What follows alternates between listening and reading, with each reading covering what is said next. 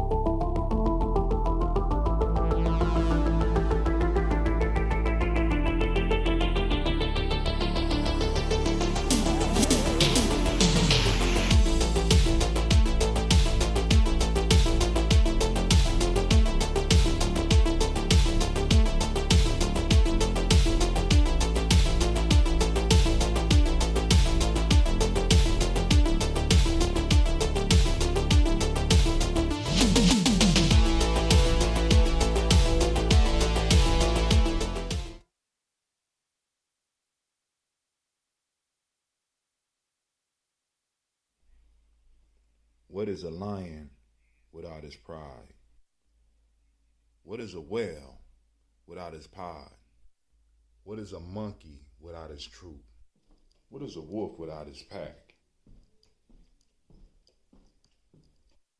The answer is very simple.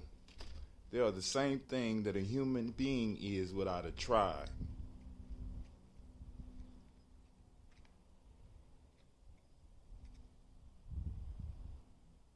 Pray.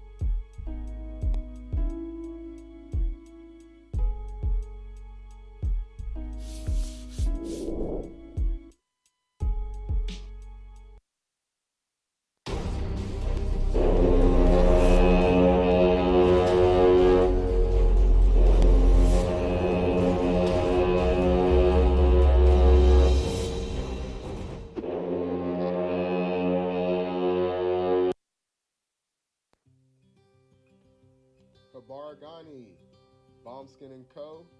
is the true definition of self-care, self-love, and repeat. We are what we create in this life. Bombskin & Co. chooses to create something innovative and unforgettable. Check out our website for more information.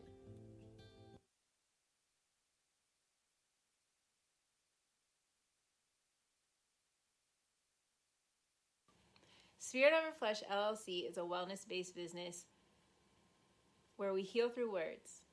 I'm Tiandra. I'm the founding servant leader. It is a Black-owned, woman-owned business that was founded in Ohio, but that can serve the world. Through virtual sessions, either by phone or video conference, we have a conversation.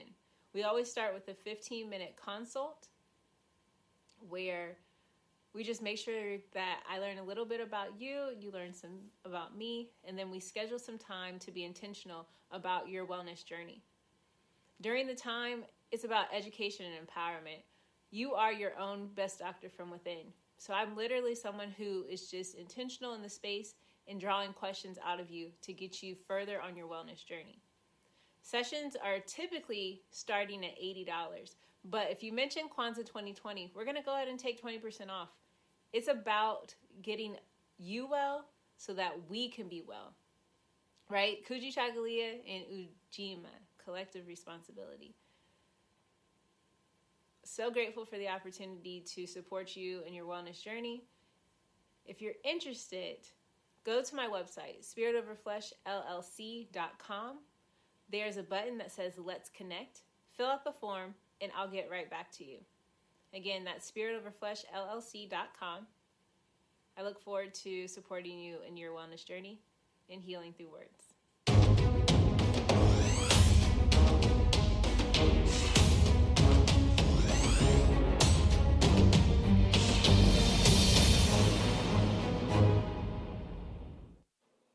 Are you heading out of town or have a special occasion? What about birthdays, anniversaries, or reunions? Get the best deals and inexpensive rental car rates, mid-size sedans, compact cars, and more.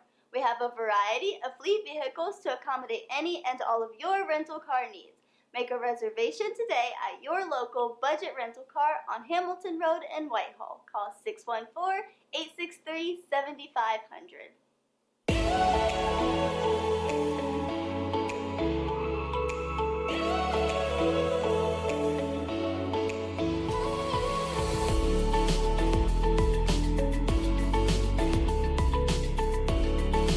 Happy Kwanzaa. I'm Carla, and my sister Karen and I own Two Natural Sisters. We've been in business for 5 years, and we sell a line of natural bath, body, and candle products. Let's take a look. Follow us on social media, Facebook and Instagram, at Two Natural Sisters. All items that are in stock will be shipped within 24 to 48 hours. As a promotional item, we offer a CD of Black romantic poetry of self-love and coupled love, and 50% discount on Sister Locks, Brother Locks by consultant Sapphire Donetta Mahadi. If you have any questions, you can reach us at customercare@twonaturalsisters.com. Enjoy and happy Kwanzaa.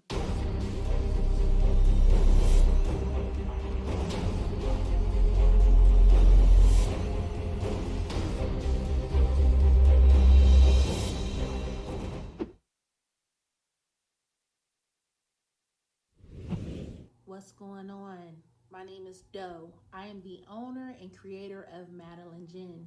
Madeline Gin is best described as a celebratory art experience that exudes hella blackness. Initially, the company was founded to provide a luxurious but affordable art experience, and it's since transformed itself into something a bit more spiritual. By walking in what I believe to be my truth, I've been able to get in contact with my ancestors and use my platform and my art, my gift, to tell their untold stories. I do that by using different textures, by utilizing different mediums, colors, and just making things pop out so that it's open for interpretation. I love creating, and I can't wait to be of service to you. Thank you. I am a genius. My ancestors were geniuses. My ancestors have made me a genius in all that I think, say, and do. I must declare myself a genius. I am a genius.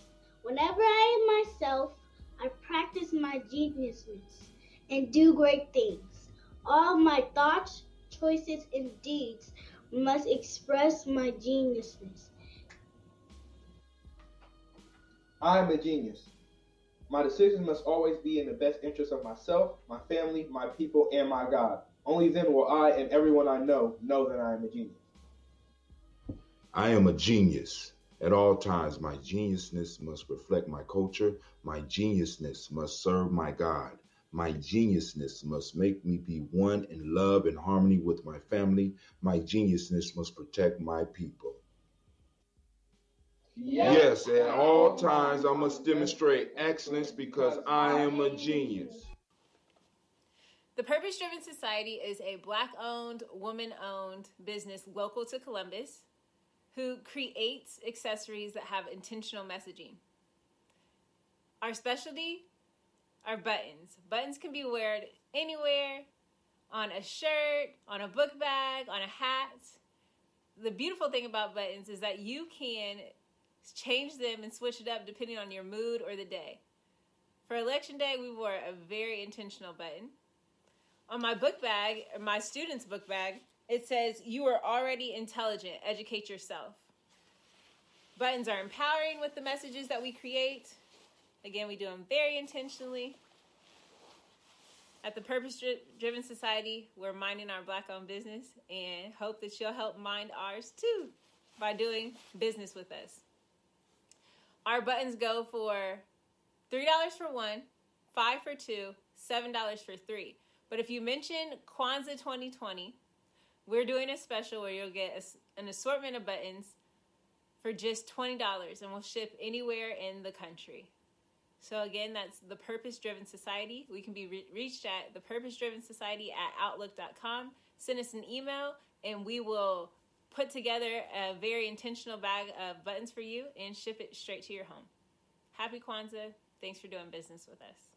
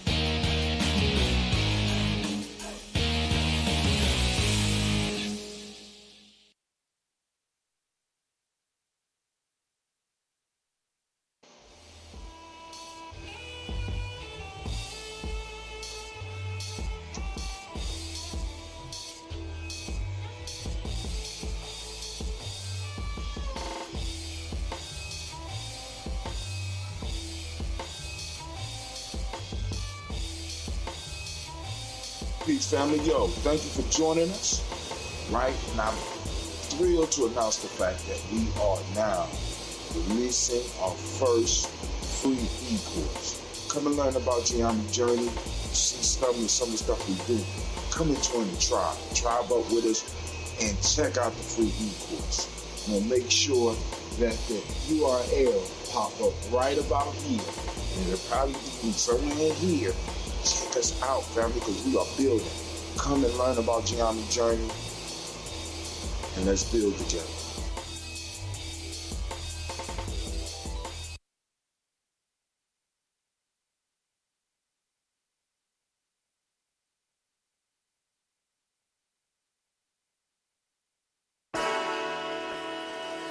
Oh, it's time to grab your glasses, family. It's time for us to get started. I'm so excited.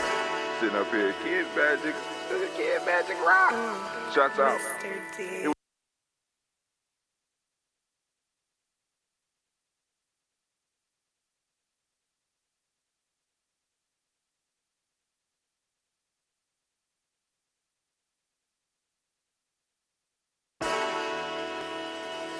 Oh, it's time to grab your glasses, family. It's time for us to get started. I'm so excited.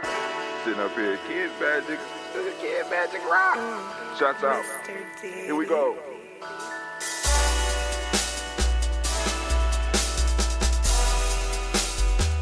Drink your water.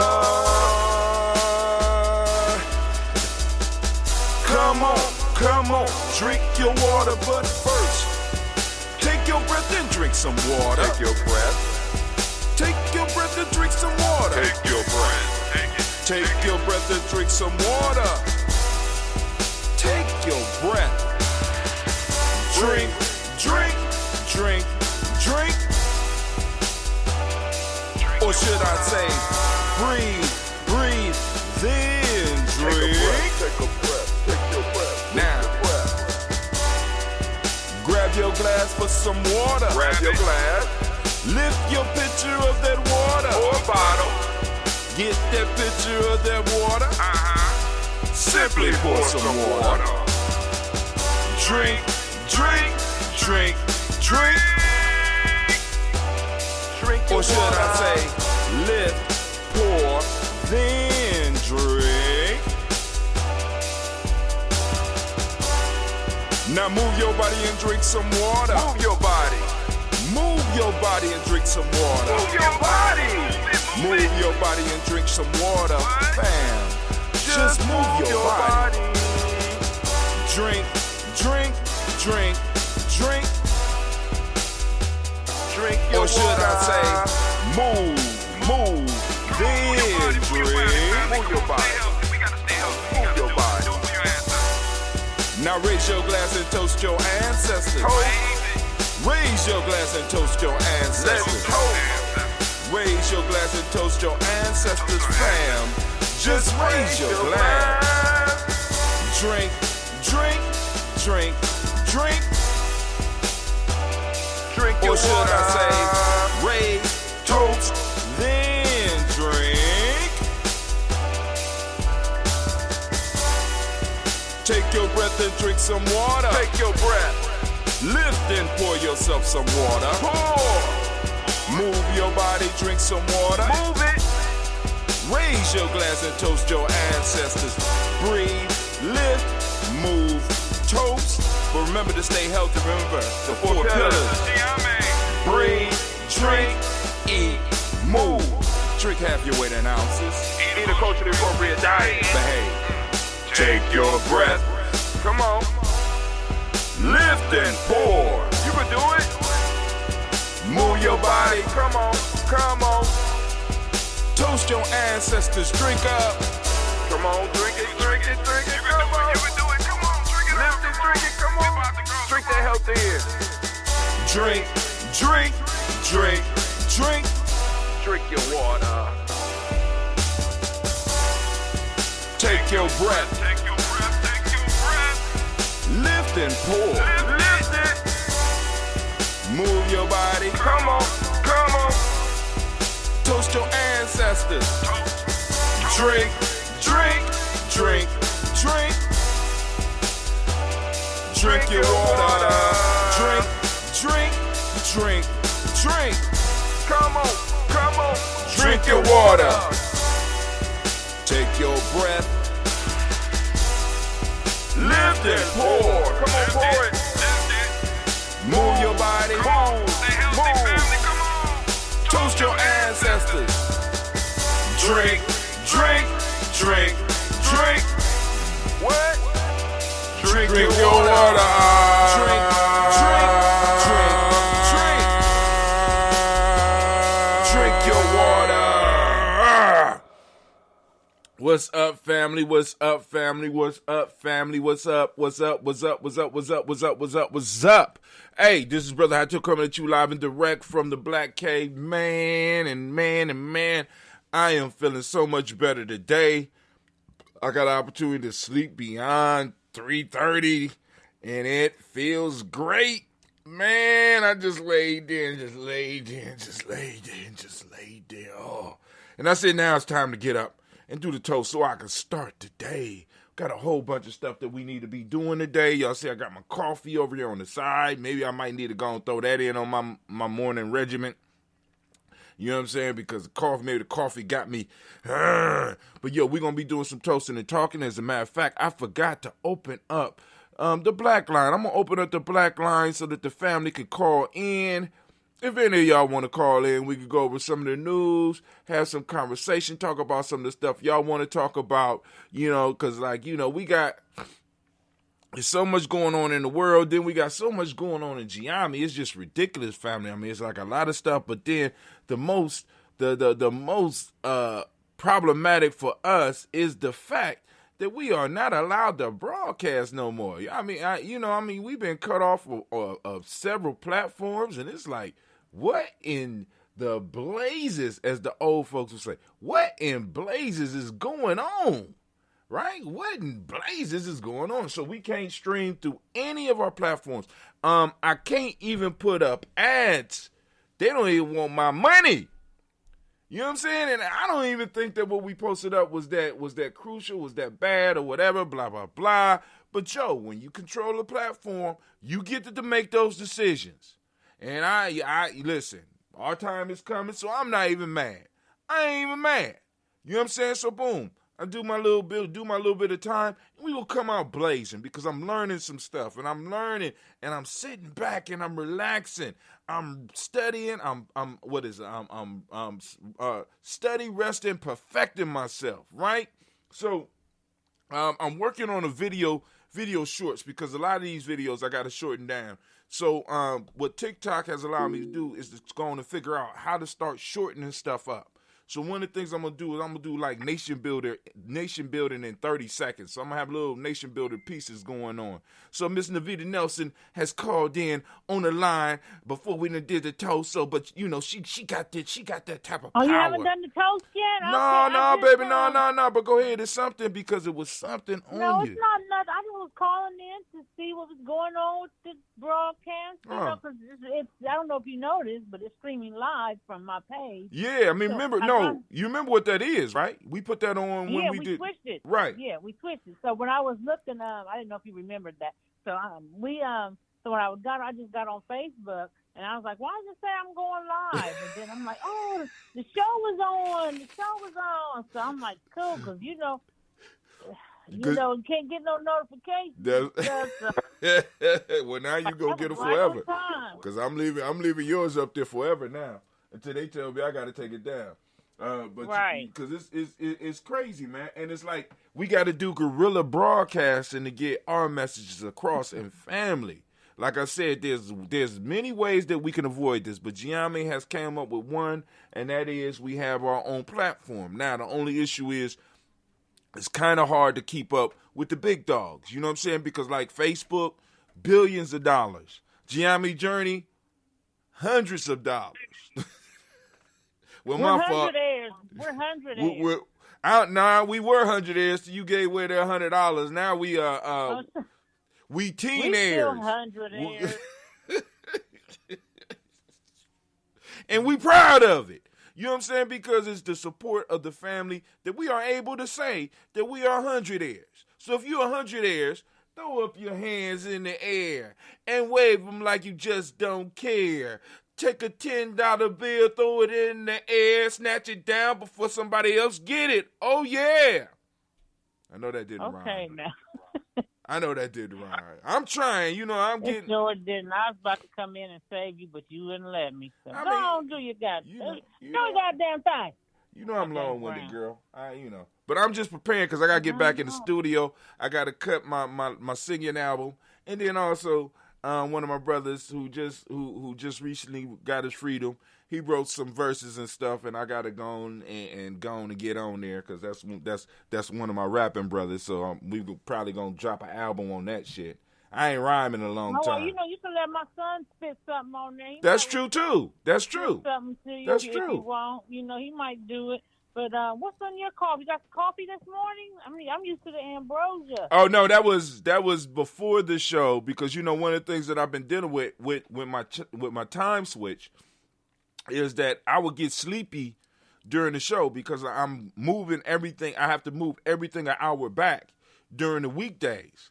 So I'm trying to get my body used to it. So I needed some coffee to kind of get me started. I'm about to do the ambrosia for the toast. But, I'm considering that part of my drinking my water. It's dirty water, though. But, the concept is good. But, so now I got your email. The sound. Somebody write a comment. Can you read the comment? Yeah, I can read the comments. Hold on.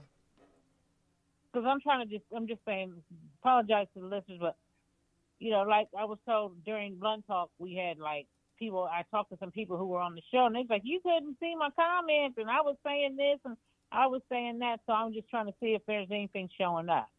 I see something on the screen. It looks like from Kwame. Right, I got something from Kwame. I was about to shout him out.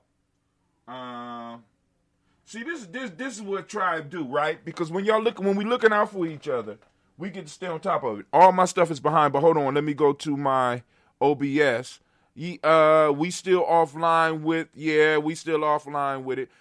If you posted up something, Navita, I don't see yours. If you posted, I haven't posted anything. Okay. I didn't write anything. I'm going to though. Shouts out to Brother Kwame. He hitting us up from the Twitch. You know what I'm saying? Because like when you doing stuff like we do, we always got to have fallback plans. Like right now, Kwame gave the family a homework assignment from one of the speakers that we had during our Nguza Saba Festival, where we need to write down a medical emergency plan for everybody in our families, especially the elders in our family. So, and just like the medical emergency plan, we need an emergency streaming plan. So Kwame's emergency streaming plan is if he can't get on GNJ.media, he fall back to Twitch. For those, so Wagwan, that's from Navita Nelson. Wagwan. Wagwan. So we about to hit this toast up, and then I'm going to open up the lines is going to stay open. So family, if you have ancestors that you want to throw on the list, by all means do it. If you know somebody in Gye-Nyame Journey, get it to them. You go to our Facebook page. If they will allow you to inbox us, you can inbox us. You can hit us up on our Instagram. You can hit us up on Twitch. And he said, if not Twitch, then Spreaker. Now, family, I want y'all to understand, we are a podcast thing. Now, the only thing that we don't really podcast is Blunt Talk. Because Navita hasn't opened up her stuff for it to be a podcast. But when she get ready for that, and when anybody else is ready for that, unless y'all want to go through Gye-Nyame Journey, we could go on a podcast. So all of our shows all the time, most of our shows all the time are being podcasts, which means that you could turn off and not even, if you like the visuals, you can come get it. But if you want to move and do stuff like that, it's a podcast that is downloadable, or you can listen to it live streaming and keep up with the journey. We ain't fucking around here. We've been in the game a long time. Y'all don't let the numbers fool you. Don't let the numbers fool you, because since they've been streaming on Facebook, guess what? We've been streaming on Facebook. Damn near since they've been streaming, allowing live stream on YouTube. We've been on YouTube, and we was on YouTube before that. And when blogs was popping off, we've been blogging. We've been in it for a very long time. We just don't have a large audience because we don't tend to focus on the bullshit that will attract a lot of people. That's all it is. Now, it'll be easy for me to jump on some of these trends and try to build up stuff like that, but I like being authentic. I like being who I am. So I don't want to give you something that you think that I am, you know what I'm saying, and then have to switch it up on you because I can no longer do it because I get burnt out. Because the quickest way to get burnt out is to be fake, because you can only do it for so long.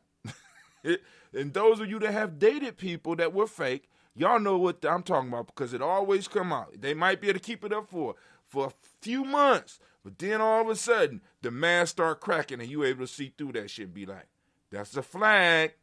But you be like, I'm so in love, I'm just gonna go and just stick with him. 3 years later, you be like, that motherfucker was fake. It wasn't real. I thought it was love, but it wasn't. Somebody else calling in. Who is this on the line? What's going on? Brother Kwame here. What's up, Brother Kwame? How are you doing, good sir? It's all good. It's all good. So first of all, going back to the assignment our tribe together on, and generally speaking, our family together on. So in her interview with Dr. Ado Garrett Mills, he told us that, one of the things we could do is prepare medication lists for everyone in the household. So that way, in the case of an emergency, if grandma is unable to speak for herself and grandson happens to be there, he knows where the medication lists are. He makes the appropriate calls and handles that business. And that's legal as well as recreational. Or let me say it this way, prescribed as well as recreational. Prescribed and unprescribed. Say that again? Prescribed and unprescribed. I got you. We got you. So that's the first step we're trying to handle by the end of this month, actually by the third week of this month. We want to try to get everyone in our household, have the medical list for everyone in the household, and each of us know where we can find it in case it is needed. Then we'll move on to medical powers of attorneys and things of that nature and wills. But, first steps first. So let's handle our business for this month, and then we'll move on to making sure our household begin handling the business for tomorrow. So we want to begin today. So family, and those of you that are not directly into the tribe, but you're part of our extended family, this is a wise step for you as well. Because one of the things that Dr. Ann or Dr. Ado pointed out was that some of the ailments that our elders get make them act like certain diseases that they really don't got. Like, for example, memory loss, confusion.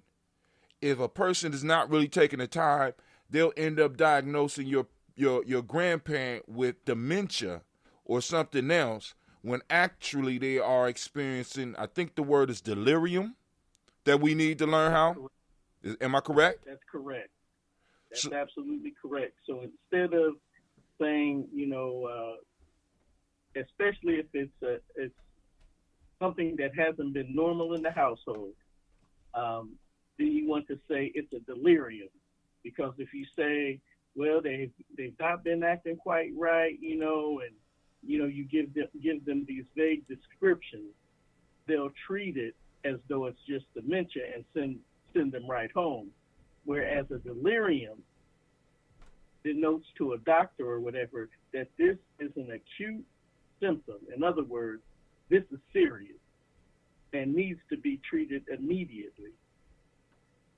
So we want to become very familiar with that word delirium when members in our family, particularly our elders, begin to behave in a way that's not normal. So that means that if you was just talking to grandma 3 days ago and she was able to remind you about some shit that happened to you when you was 5 years old, and 3 days later, she's talking in a different way, she's acting in a different way, and you feel that she need to go to the hospital, what you need to announce to them is the word delirium. Or what they'll do is, because please understand this, family, especially when they don't have top tier insurance, they're trying to get you in and get you out. So if she's acting in a way and you say, and you're not clear with them, they will give her some medicine or him some medicine and send them home. And they'll be sitting there with something that might lead up to something serious, because the reason that Kwame went on this quest was because of a simple ailment that can be misdiagnosed or missed totally in a diagnosis because the doctor don't have the right information. So, for example, urinary tract infection can cause a person to act. The word is delirium. Yeah. They're in a delirium. They're in a delirium. And what that translates to, so for example, Charlotte's mother is 88 years old, and the last 2 Decembers, she's had to go into the hospital for a urinary tract infection. Now, the first time, I found her on the floor in her room. And leading up to that, and this is where the delirium comes in, she hadn't been moving around in the house, and I go and check on her. I'm like, Mom, you doing okay? And she would kind of grunt, uh-huh. And because I know she doesn't necessarily sleep all the way through the night, I'm thinking, okay, she's just getting some rest. But then, I go up there, a second time. And, these are hours within, or hours apart from each other. Mom, are you okay? She gives me a little grunt. So I'm like, okay, she's still kind of asleep. And, something's tickling the back of my neck, like, something's not quite right. But I don't know what to make of this, right? Right. Then I'm in my room, in my office here, studying. And all of a sudden I hear her groaning. And so I run to the front of the house, or the kitchen. You'd have to know the layout of my house to know that it's about maybe about a good 15 yards or so. So go to the front of the house. I'm calling, Mom, where are you? I go to check the chair that she was in when I had last spoken to her. She's not there. So I'm in the kitchen still, and I'm like, damn, where is she at, right? And I hear, kind of moaning again. So I have to run back down the hall, and her room happens to be right across from me and Charlotte. So I run into her room and find her on the floor. And so immediately I call 911, and, they find out rather quickly that it was a urinary tract infection. But the point is this: she was in a delirium. I did not have that word at my disposal. So the only thing I could tell him was that she was in a kind of lethargy all day. And then I found her as she was. But the point is that, as Brother Hatem was making out, is that urinary tract infection can be very serious. And the good thing is that when a person comes in a different mental state than what they normally show, immediately a urine test is ran to track for that. And that's because, again, the idea of delirium in the case of urinary tract infection, if it's not caught immediately, because our mother, when she made it to the hospital, she was in a septic state.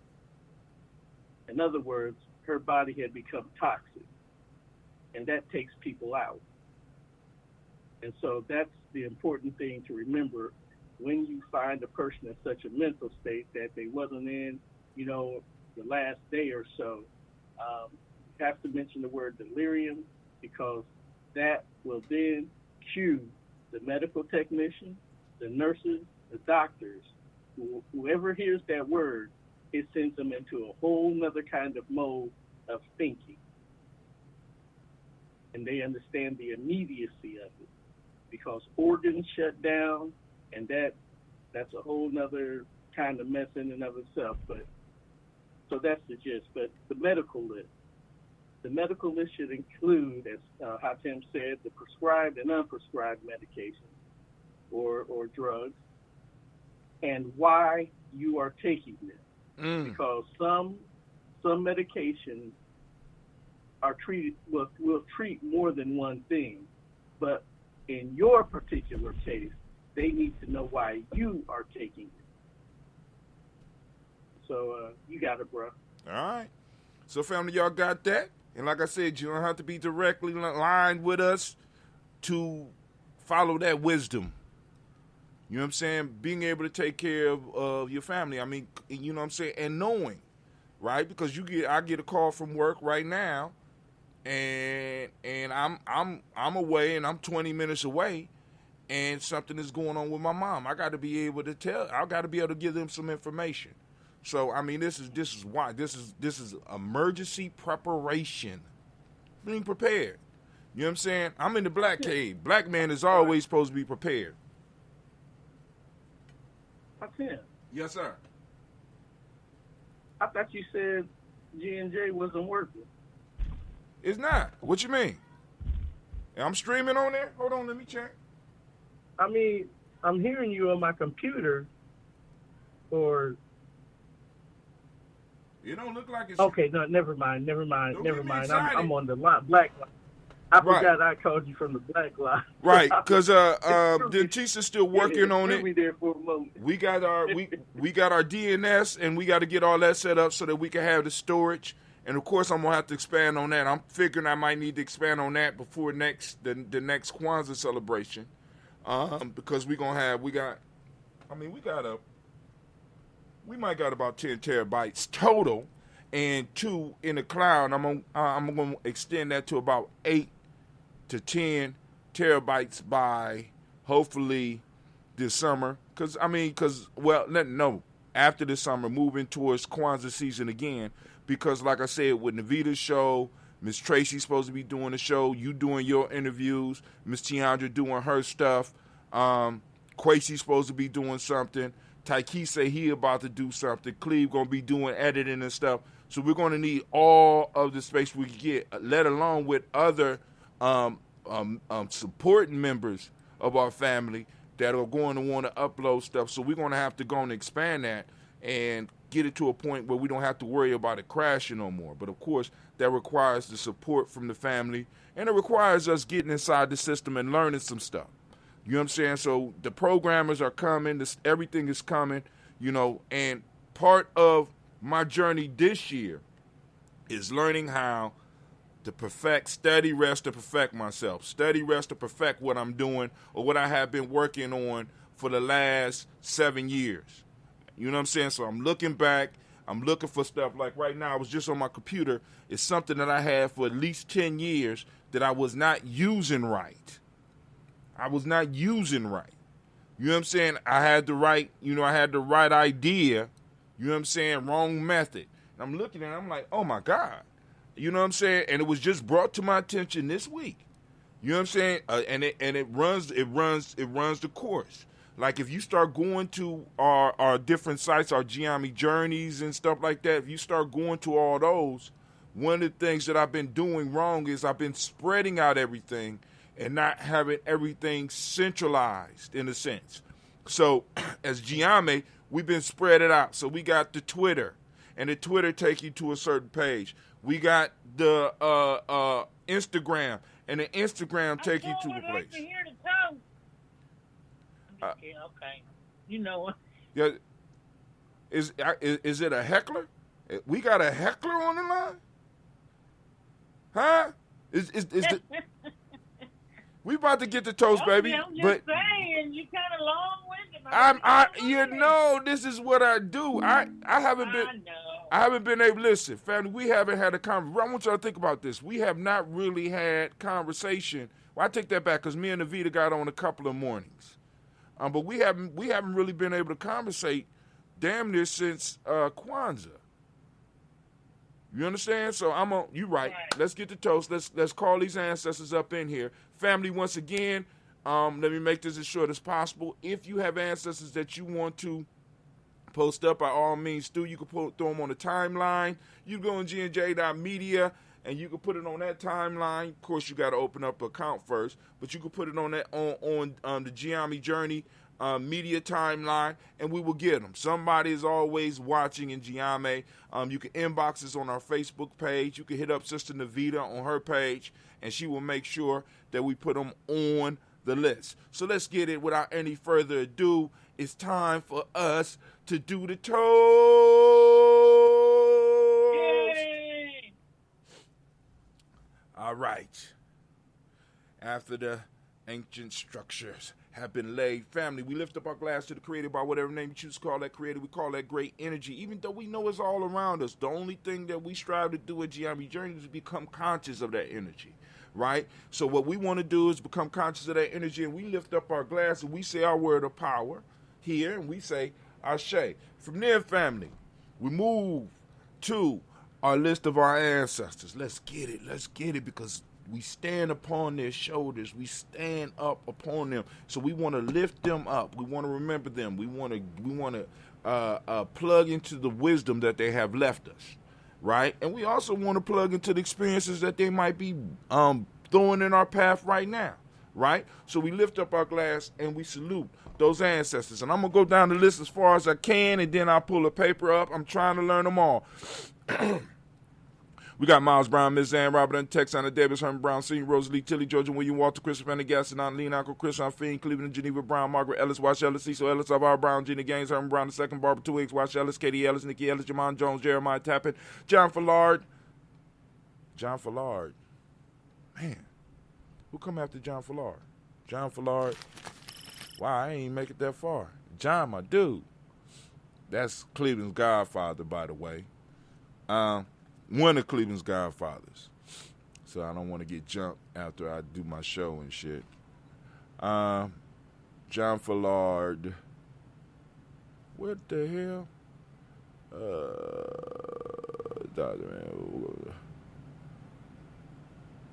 Jeremiah Tappan, John Fallard, Montague Pittman-El, man. Montague Pittman-El, Normal X, Pet Mod, Rob Malika Fakur, Dr. Marianne Williams, Kojo Kamal, the Farmer, Elder Millie Dixon, Tony Clark, Pastor Yusuf Weston, Elder Algeny, Elder Ron Coleman, Elder Robert Donaldson, Alfred Brofro Ector, J. Edwards, Carlisle Harris, Grace Lundy, Inez Harris, William Bill Moss, Phyllis Rose, Sterling and Lucy Wright, Derek L. Pullen, the Luxor Brothers, Miss Eda Brooks Crawley, Miss Marie Nelson, Mr. Frederick Crawley Sr., Miss Jerry Brunson, Mr. Alonzo Johnson, Miss Marie McDowell, Janice Foster, Charles Jordan, Kel Smith, Walter Smith, Richard Triggs, Francis Johnson, Mary Franklin, Jimmy Williams, Daniel Ford, George Gibson, Nana, the brother Clark, Inez McCrae, Fritz Clark, Frankie Justice, Katie Justice, Derek Grinneman, Virginia Rogers, Reverend J. Smith, Lois Henderson, Kevin Spratling, Mary Elizabeth Walker, Raymond Walker Sr., Sarah Jane Carter, Michael Ford Jr., Kellen D. Russell, Susie B. Smith, Teresa Clay, Melvin Dale Hodge Jr., Herman Copeland, Mildred Copeland, Jenny Clay, Barry Beatty, said well, to be the farmer, I go so Sue, Sheila Harvey, Aunt Charmaine, Aunt Evelyn, Theolis Hasbury, Harvey Hasbury Sr., Linda Dickinson, T.C. Islam, Terrell Dunbar, Will Thomas, Sarah Berry, Mark Walsh, Merle B. Thornton, Pearl G. Thornton, Ida Johnson, Florence M. Carter, Joanne Thornton, Erica Tricia Lewis, Juanita Wright, Robert Wright, George Wright,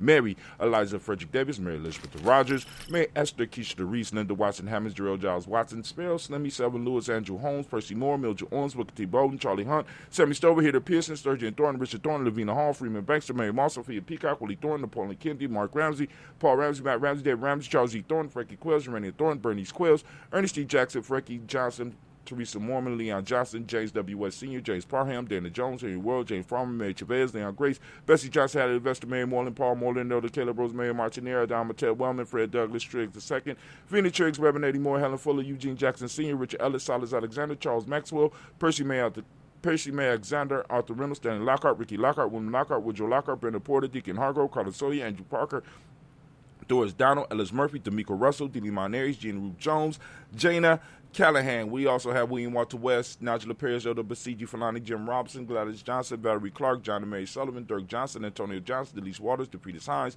Inez Bostic, Edna Bostic, Winifred Scanterberry, Wilson Haley, Elma Hines, Phyllis Lee, Eugene Spratling, Kevin Spratling, Charles Wooden, Penny Brown, Roy Lee Printup Jr., Miriam Johnson, Wilbur Longmire, Edith Kennedy, Janice Carter, Michael Carter, Leon Pina Carter, Margaret Carter, William Carter, Lisa Jordan, Charles Lee Mosley, Dorothy R. Blair, Ransom Evans Sr., Sam Evans Sr., Nalon Blair Sr., Edward Stevens, Sue Ann, almost made it. We made it past the seniors. Edward Stevens, Sue Ann Stevens.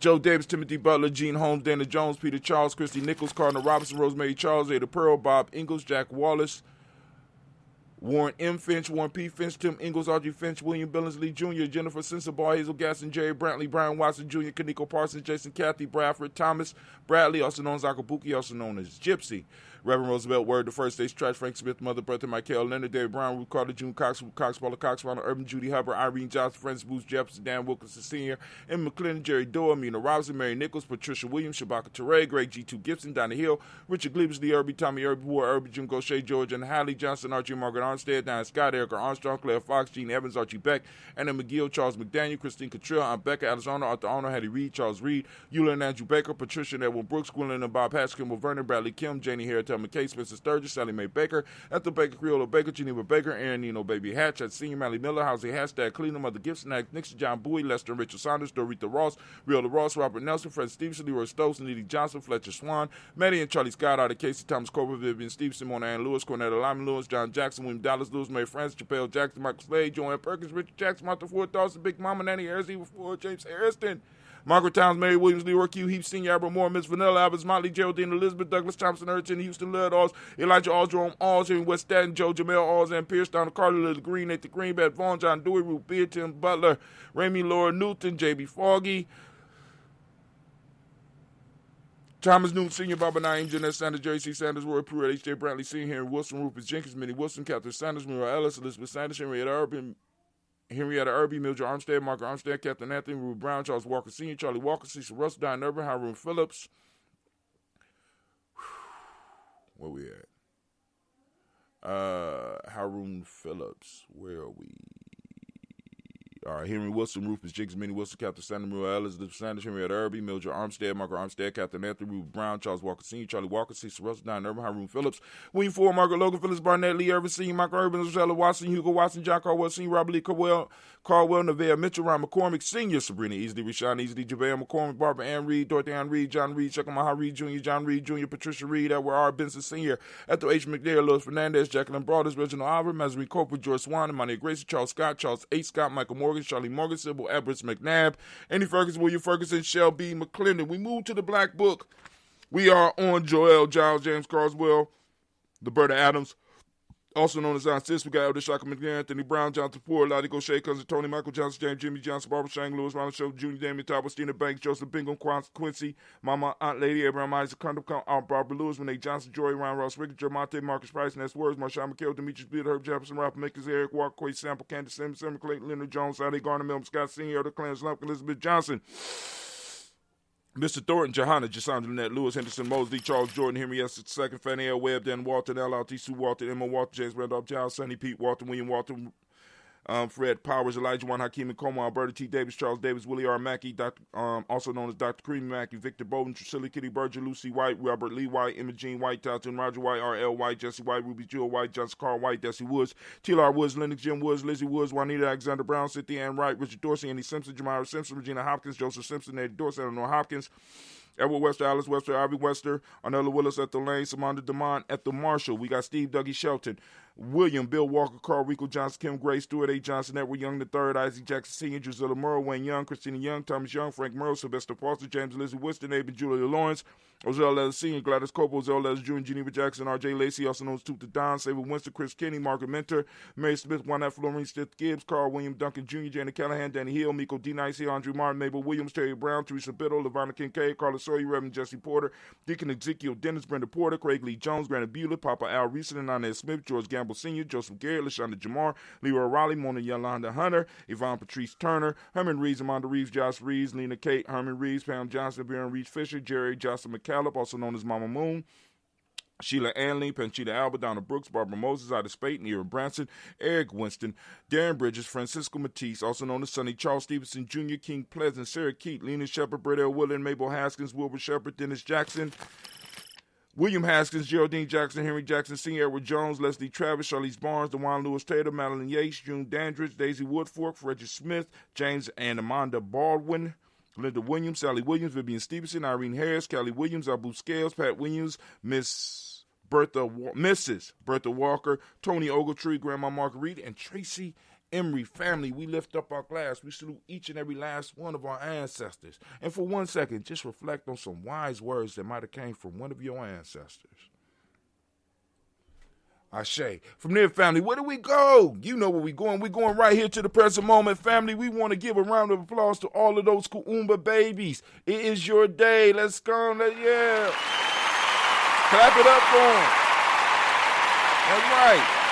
Kuumba babies, it is your day. And family, for those that's like, what in the hell is he talking about with Kuumba babies and all this? Family, is a very simple step. Just go to our free e-course and find out what we are about here at Gye-Nyame Journey. Find out why we do the proverbs, why we do the folk tales. Come in the moment and find out and become part of the tribe. Let's build. Right? Ain't nothing out here for us. So we got to build it ourselves, right? So family, in this moment, we are in the moment. We are in the day of Kuumba. We are in the moment. We in the Kuumba moment, family. And I ask you to open up your reticular formation each day and go out and seek that principle. The principle today is, once again, Kuumba. Go out and seek Kuumba. All right? All right, so for those that don't speak the language, Kuumba means creativity. The mnemonic principle of the day is order. The color is orange, as you can see by my shirt. You get yourself one of these shirts. Well, only if you're a Kuumba baby. Well, no, you get the Daily Toaster, regardless of what day you was born on. You can dig it, but you can't get the Kuumba born unless you was born on Kuumba Day. I mean, I can't stop you, but I don't know why you want to represent somebody else's day when you have your own day, right? But anyway, some of us are different and strange. Cause and effect is the Hermetic law. Male name for the day is Kwame. Female name is Ama.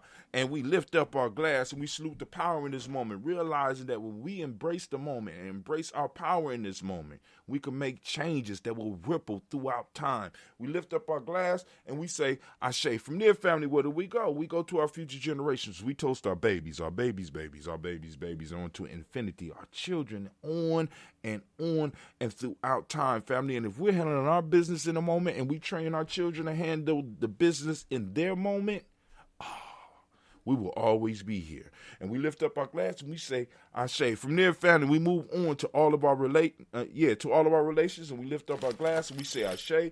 We also send out a special shout to those that might need some energy, that might need some healing, that might need some encouragement. We lift up our glass and we send out that energy to ripple out throughout our network, and we say, Ashe. From their family, we move on and we lift up that selfish toast. It's time for the selfish toast. It's time for you to think about you. What is it that you need in this moment, right now, to move towards your greatness? Because when you become greater, you make your tribe greater. When you become greater, you make your family greater. When you become greater, you make your village greater. When you become greater, you know what I'm saying? It all starts with you. And this is what we're going to be talking about in that 1 minute of nation building and shit. You know what I'm saying? Those things that we could do to make ourselves better. So what is it that you need right now in this moment to be able to move, to become the greater you, so that you can enhance the whole?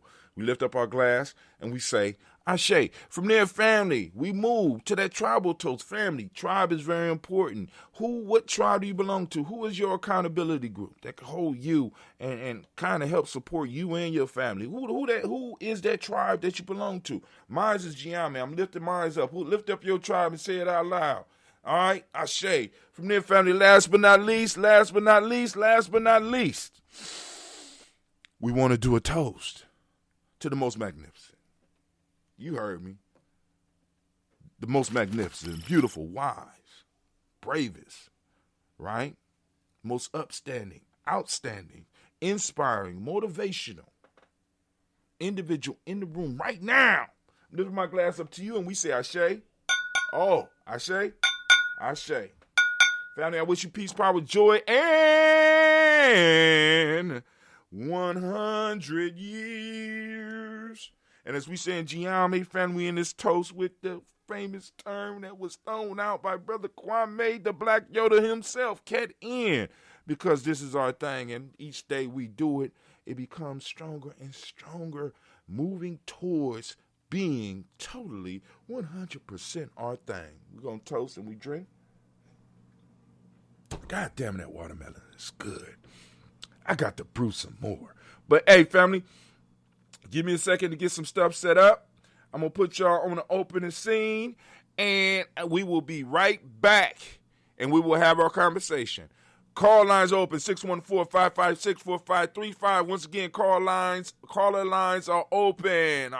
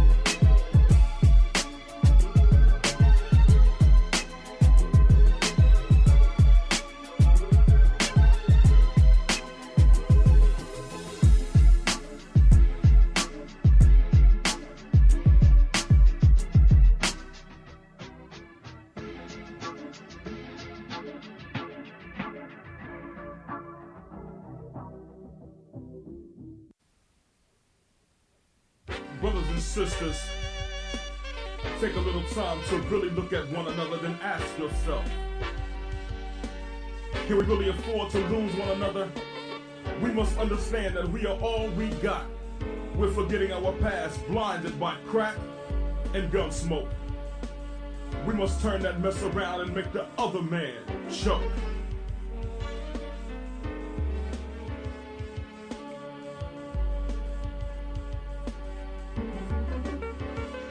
Down in flames, like the Hindenburg. One day I opened my ears. You wouldn't believe what I heard. They say your word ain't. See, you promised us great things, but only giving us a little bit. I keep your Star Striped hat as a souvenir. The uncle is dead, but I'm not even gonna shed a tear. See, right now you're the big fish, but I'm the genie in the lantern, and you get no wish. Usually you get 3, but I'm taking 1 plus the 2 that you owe me. It's so hard to feel proud. While I shed a tear, you're still talking loud.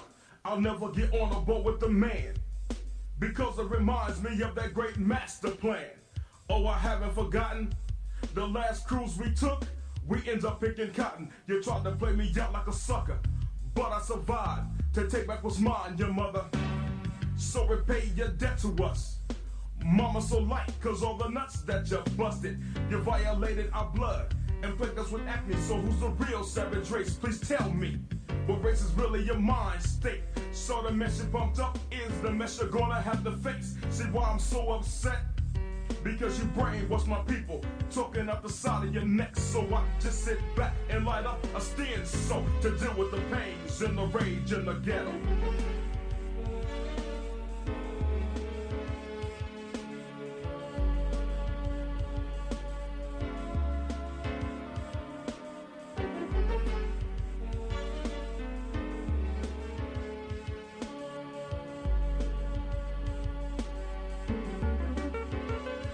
Who really knows what tomorrow's gonna bring? Our heads are filled with these false hopes and dark dreams. The rage in the ghetto, it drives me to chaos. Brothers talk they mess and get tossed. See, deep down inside, I wanna change, but it's hard as hell to remove these chains on my brain.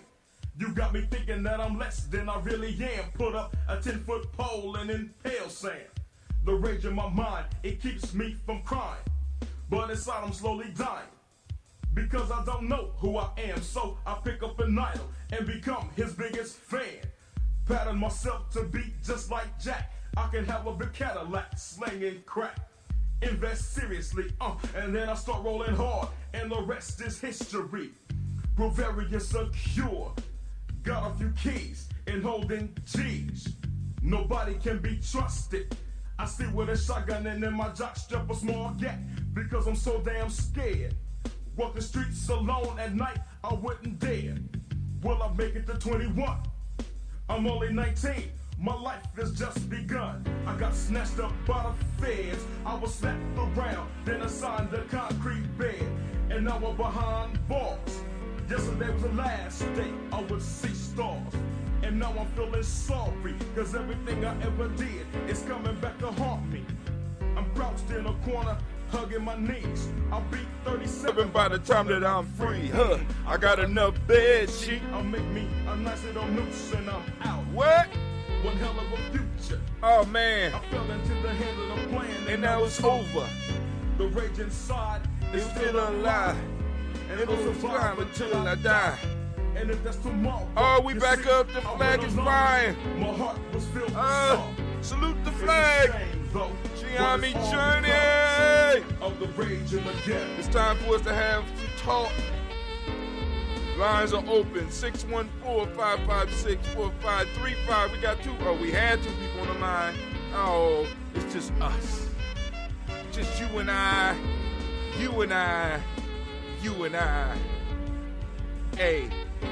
You and I, hey. Little shout out to the underground. Took me in and gave me some knowledge. And now I'm ready. Heads up with the devil. Oh man, I'm phasing in.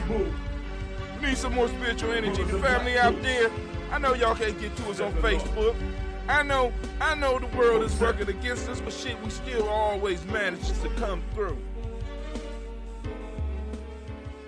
Brother Ashibu, dropping those legs. It's been almost 30 years. Can you believe it? Can you believe it? I wonder where they at.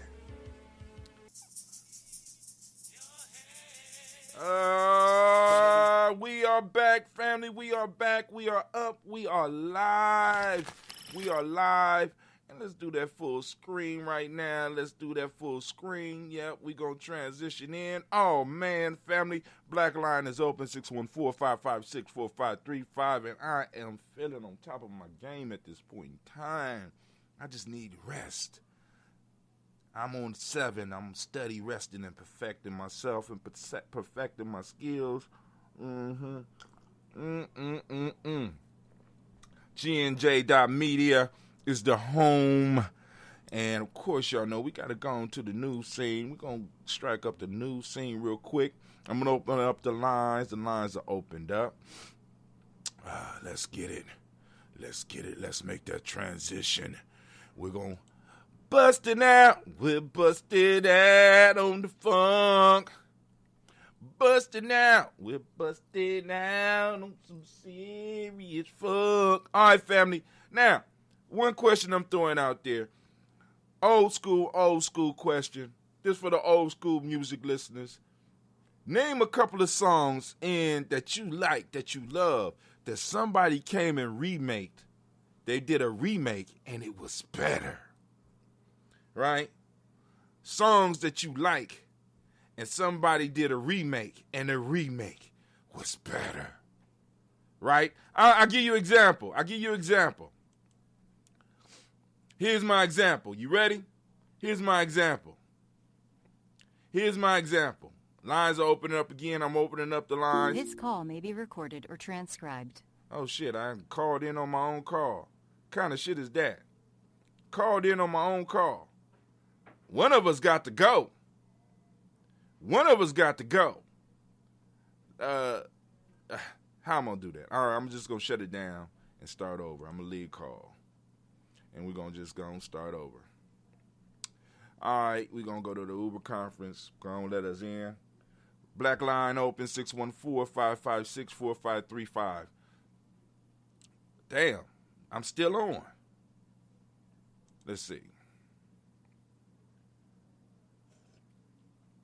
I don't want to be on it 3 times. We don't want to do 3 times. I guess I should have ended the call, right? I should have ended the call. That's what I should have did. See, now it's confused. The whole system is confused. Give me a second on the call-in line. Here we go. Luther Vandross versus People Bryant. A home is still a home. Oh, all right, Kwame. Now, that song, A Home is Still a Home. Are you talking about, but that song might have been a remake that Luther did. You think People Bryson did a better job on that? Now, mine's is Strange Fruit. Nina Simone put her foot in that shit. I'm just saying. Nina Simone put her foot in that shit. Another one that somebody brought to my attention a while ago was Ribbon in the Sky by Stevie Wonder, but when it was done, they feel that it was done better by JoJo and I can't remember the name, the boys from Jodeci. All right, come on with the line. What's going on with the line? I got to get it fixed. I done broke the line, family. We're going to have to go in and I'm going to see what's going on. We'll see if we can get it back up. They won't let me back in my own goddamn conference call. There we go. All right. Okay. All right, we got Kwame and Sister Navita up on the line. At least they said it was up on the line. This call may be recorded or transcribed. God damn, I'm on here 3 times. Let me end this call. I done called myself 3 times. I'm a bad motherfucker, boy. Called myself 3 times. In conference. I'm ending the conference call, and I'm going to do another one. We're going to just cut that off, and we're going to open up another one. People did the original, and Vandross brought it home. Oh, okay. Okay. All right. But, like I said, any other ones, if you got some, call in and let us know. But let's go on through some of the news that's up on Gye-Nyame Journey. Somebody else might. I don't even know if y'all could post. They won't even let me promote. Like I said, they don't even want Gye-Nyame money. Watch this. I'm going to promote it. I'm trying to promote it. Look, nothing. And we even let us promote. We ain't even want your money. You been jailed for some bullshit.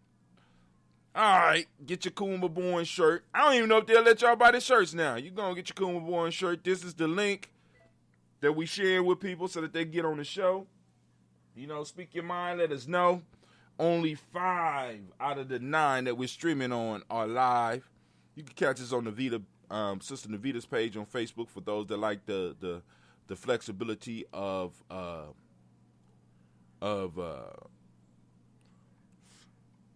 Facebook. So here we go. But how cool of the day. My sun is setting, and I must prepare for night, leaving legacy. Right? Now I ain't gonna go into that one in depth. Haku by Hatim. All right, let's go. All right, NBCNews.com reports that Federico Klein, former Trump appointee charged in Capitol riots, won't jail cell without cockroaches. White privilege is a motherfucker. I could demand, look, I know I'm going to jail, but I want a jail without cockroaches. Let's go and read what Federico's saying here. Because, you know, I got a couple people that I need to write to so that they can start demanding their rights. Since people are just so freely being able to take trips while they got trials going on for insurrection, for treason against the United States of America. They could travel outside the country and get married, travel outside the country for a business trip and shit like that. And we got brothers that can't even leave their goddamn house because they got a traffic violation or they got a child support case up on them. And they can't, they can't walk into court and ask for some shit like this. But if they can, I want to know. Let's go and look. FBI said in court documents that Klein can be seen on video taken during the siege, resisting police officers and assaulting them with a riot shield. Former Trump political appointee charged with battling police during the Capitol riot told a federal judge his jail cell is crawling with insects. Federico Klein, 42, was arrested Thursday. Or for us, Ujamaa, but I'm reading this, so I'm not doing no push-ups for that. And was held at the Washington, D.C. jail during a brief court appearance by telephone Friday afternoon. And that's near afternoon, but I ain't doing push-ups for that. I might do some. I need some push-ups. He was advised with 6 charges against him, 2 of which carry a maximum of 20 years in prison. A hearing was set for Kuji Chagalia, March 9th, on whether he must be detained pending trial. When told he will remain in custody until next week's hearing, he said, I'm wondering if there's a place that I could stay in detention where I don't have cockroaches crawling everywhere. While I attempt to sleep, I haven't slept very much. Your Honor, I haven't had a lot of sleep because of the cockroaches in the prison cell that everybody else is dealing with. I'm just wondering, is there some other type of facility that y'all have for me to be comfortable while I am repaying my crime to society? Brother Kwame says it's arguable whether it's better, but lean on me. Each in its time was something to be reckoned. Uh-oh. A public defender assured him he would be in a different cell by near night. Wow. They got, look, here's the picture of him. Look, there you go right there with the Trump hat on and everything. Right? Part of an insurrection.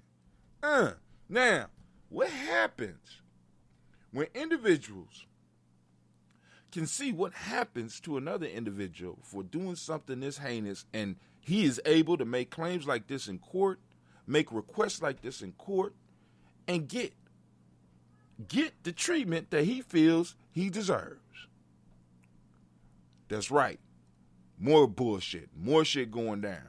All right, let's go on. Let's see the next article. Let's see what DJ Academics talking about. Academics claim Jay-Z uses black-owned as a bait-and-switch business move. Y'all think DJ Academic is the only one that was thinking about this shit? But because a lot of times, there's a lot of shit that we don't talk about in our community because we don't want to call the shit out and put a light on it, right? To put a light on it. But I have heard of the complaints, like, for example, with Tidal. Jay-Z says black owned, but then you got to ask the question, how many black people work there? Same thing with the brother that brought the court case against the United States. What's his name? Byron Allen. You know what I'm saying? The question we have to start asking is that when these individuals are talking about black ownership, see, because one of the things we got to be clear on is that black ownership in today's society is not enough. How many black folks are actually benefiting from these businesses? Because they could post any of us up as a black owner. You know what I'm saying? An owner don't necessarily even have to know what the fuck he doing. He got to have competent people up under him that know what they're doing to keep the business alive. So they could just put you up as a front and get over on the fact that they're minority owned. So let's see if what Jay-Z is talking about, because let's see what DJ Academic is on here. The blogger praised Jay as a businessman, but disagreed with how Hov allegedly acquires black consumers before selling off companies to white people. Ooh. You know, I used to listen to DJ Academics, but, you know, a lot of times I can't really get caught up into the fuckery. You know what I'm saying? Because DJ Academics built up his platform off of tracking the fuckery of these MCs in the game, the fuckery of a lot of the shit going on in hip-hop. No shade, but that's what it is. It's fuckery, right? And fuckery attracts attention. And that type of attention I don't want to bring to Gye-Nyame, because those type of people will not really be in support of what we do. I'm just saying. But that's me. Anytime Jay-Z makes a business move, the rap mogul intentions are called into question. It happened when he announced he would be purchasing Tidal. It occurred when he announced his partnership with the NFL. And new conversations are being had now that it has been shared that Jay and Jack Dorsey have worked out a monumental deal for Square, Inc. to acquire the majority stake in Tidal, a handshake that reportedly made Jay-Z nearly $300 million richer. However, Academic has a bone to pick with Jay-Z, as the bigger calls him out for the blogger calls him out for allegedly playing both sides of the field. You know, a lot of us say, oh, that's good business. But is it good business? Are we really benefiting as a group? You know what I'm saying? I know everybody can't benefit, but, you know, I'm quite sure Jay-Z's circle is eating well. You know what I'm saying? But how does that spill over into the community? You know what I'm saying? These are questions that we got to ask. How's this shit spilling over into the community? Same thing, not with Jay-Z, but let's look at a lot of other so-called folks that's doing, you know what I'm saying? Like, you know, I mean, like with Robert Smith. We never heard of him, but the first move that he did to get notoriety in our community was what? Can anybody tell me? The first thing he did in our community getting notoriety was that he changed a whole graduating class from a HBCU's lives. Because he paid for every last one of their tuition. That made a major mark. That was a major, in a sense, business move that benefits not only his inner circle by the publicity and some of the other things that might be happening to make all that happen, but they are unleashing what's upwards over 200, between 200 and 500. They're liberating 200 to 500 people from a life-crushing debt. All right, but let's go and read. Let's see what Jay-Z, the business mogul, right? After praising Jay as a great businessman, Academic had a few criticisms for the rock nation's mogul. And forgive me, let me go back up to the top, because I didn't let y'all know where this is from, just in case you want to go and support this magazine. This is by Erica Marie, and this is from a magazine called HNHH. I can't remember what that stands for, so let's go back down. He said it was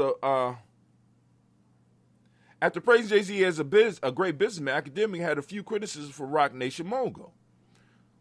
Jay-Z bought a company. He said it was for black creators. He said people shouldn't support Apple and Spotify because they're white-owned. And he wanted to have something for the culture, for the artists, by the artists, and he wanted to keep it black-owned. And he wanted to do it that way. He did many B-side concerts and shit like that, talking about black excellence, black power, You should support him because he owned a black business, even though we found out later when they went to Sweden at Tidal headquarters, pretty much not one of the employees or higher executive people at Tidal were black. Many of us knew this. We know this. We overlooked it. We ain't want to bring it up, bring it into conversations. So, my hat goes off to Brother Academic for bringing something like this out and bringing it to the forefront and bringing it to his audience. Because who is his audience? His audience is a lot of young people that are really into the hip-hop piece.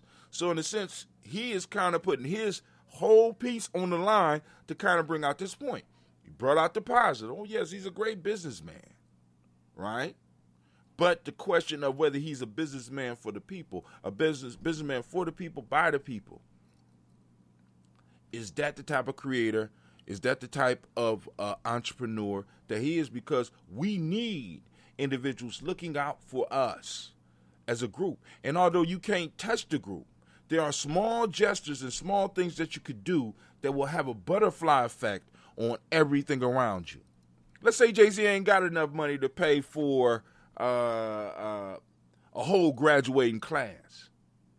Is it a possibility that he could bring 10 or 20 young black individuals into the backside of Rockefeller, not the spotlight piece, but the place where the money is really made, and train them up? Maybe he's doing it. I don't know. Maybe some of y'all out there know, right? But these are the type of things that we have to really start holding some of those that use our culture to make themselves rich and not make their communities rich. Make their families rich, but not make a tribe rich.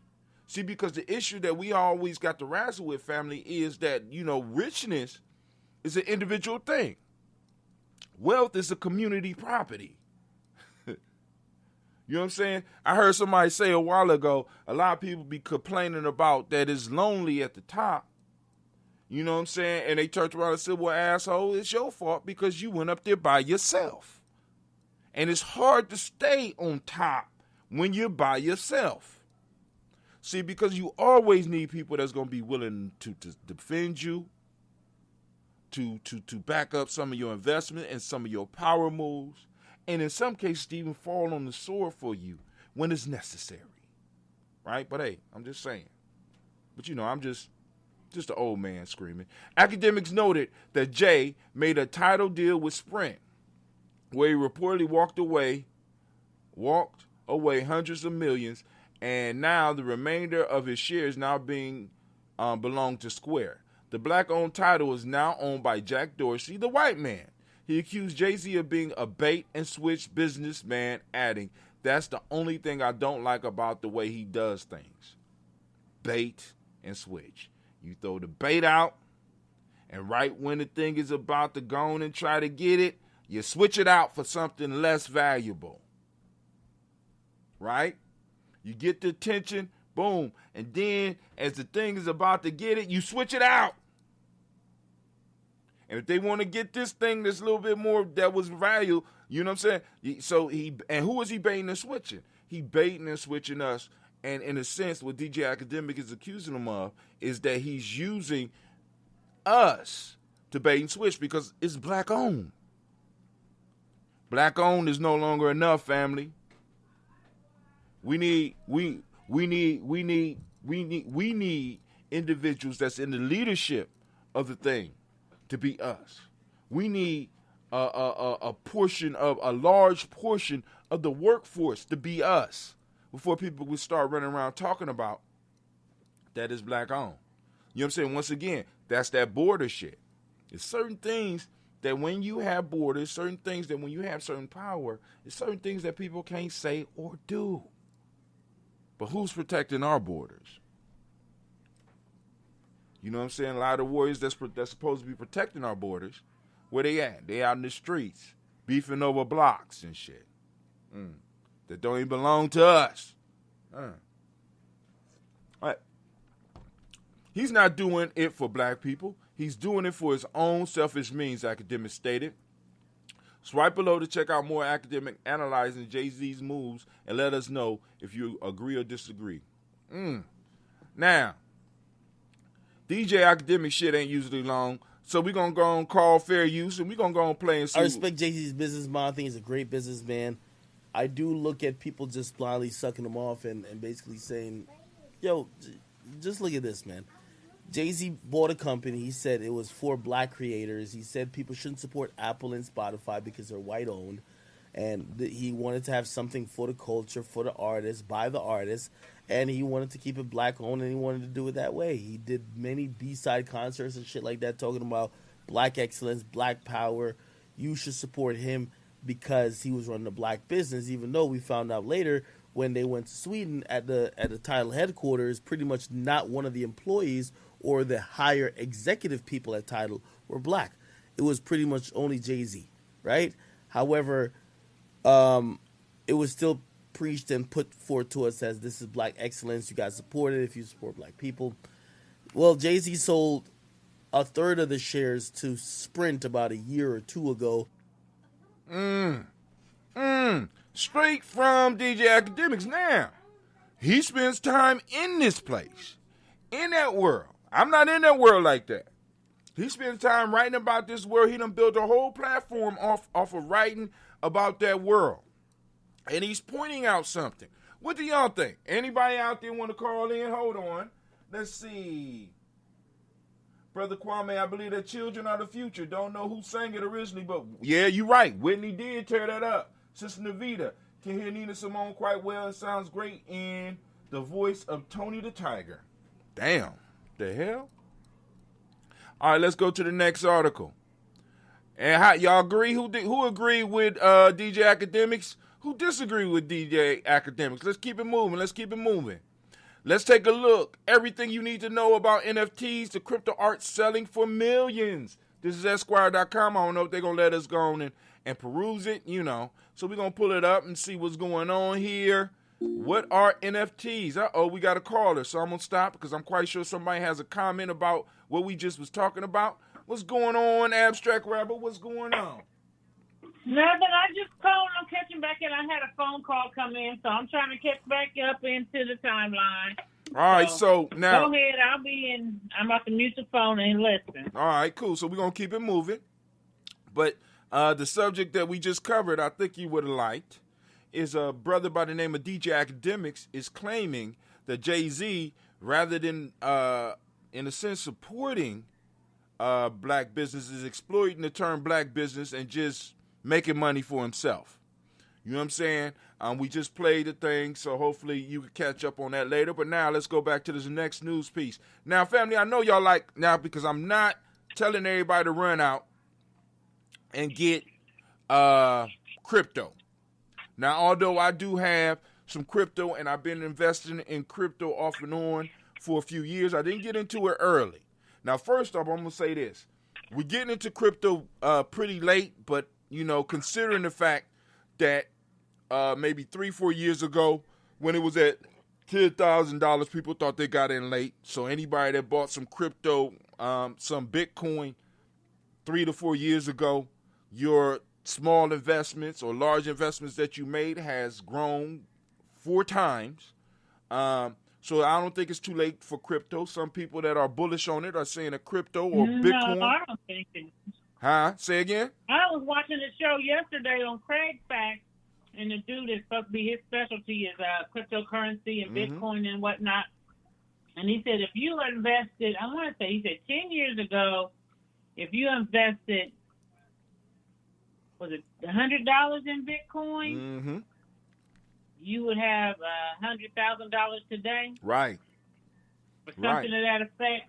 Or $10, you would have $100,000 today. I was like, dang. Yeah. See, and the piece that we missing is that many of us wouldn't have heard of Bitcoin 10 years ago unless we were nerds or had very nerdy friends. I had a nerdy friend who would kick your ass, but he was buying Bitcoin. Now, and he kind of told me about it. I didn't understand the concept, but let me explain the concept to you let me explain it from a High Tim perspective. This is High Tim's perspective. So Gold is a commodity. Now let me, because gold outside of its beauty has no industrial use whatsoever. You can't eat that shit. You understand? The value of gold is purely on how it looks and how hard or how rare it really is. And in order to get the gold, you got to extend energy to get the gold. And the value of it is on people looking and be like, ooh, this is rare. I don't see this a lot. That was what gold value is based on. Now, let's compare that to Bitcoin. And let's compare that to some of these other coins. But now, I focus on Bitcoin because Bitcoin is more unique than any of the other cryptocurrencies out there.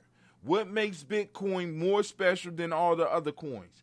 Because nobody has identified who created Bitcoin. I don't know if people understand the power of that shit. I don't know if you understand the power of that shit.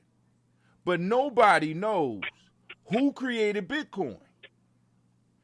Somebody wrote this thing called a white paper that circulated in the nerd community, and nerds started believing in this and started mining. Now, what do we mean when we say mining? They basically have a mathematical equation or something very complicated that you have to extend resources to get the answer to this problem that takes a lot of resources to do. So you literally mine it. And once you get it, you get to hold it and have it because it belongs to you.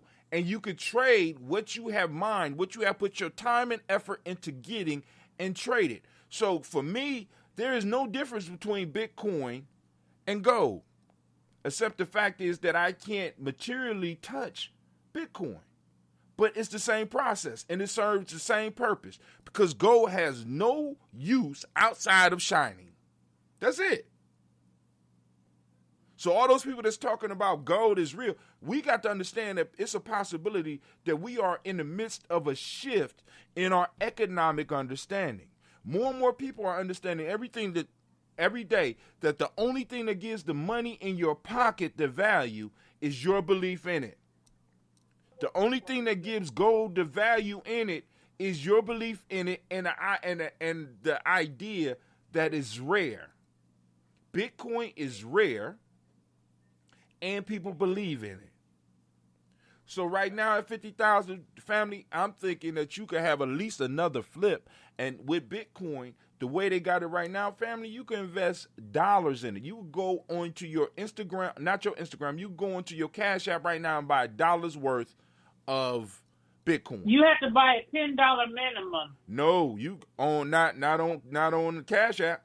Okay. I just did it yesterday. That dollar is shaded. Oh, they shaded the dollar? So now you can't buy $1 worth no more. Okay, cool. You know, actually, let me, where my phone at? Phone! Where you at? But it says minimum $10. All right. Well, I'm due. I'm due to buy some. Well, you can even do a reoccurring amount out of every check. Right. So every 2 now, weeks or whatever. Now, what we're going to have Dentista come on here and talk to us about is how, because now Cash App has made it possible for you to buy it and to extract your Bitcoin off of their system and put it in another form to where only you have access to it.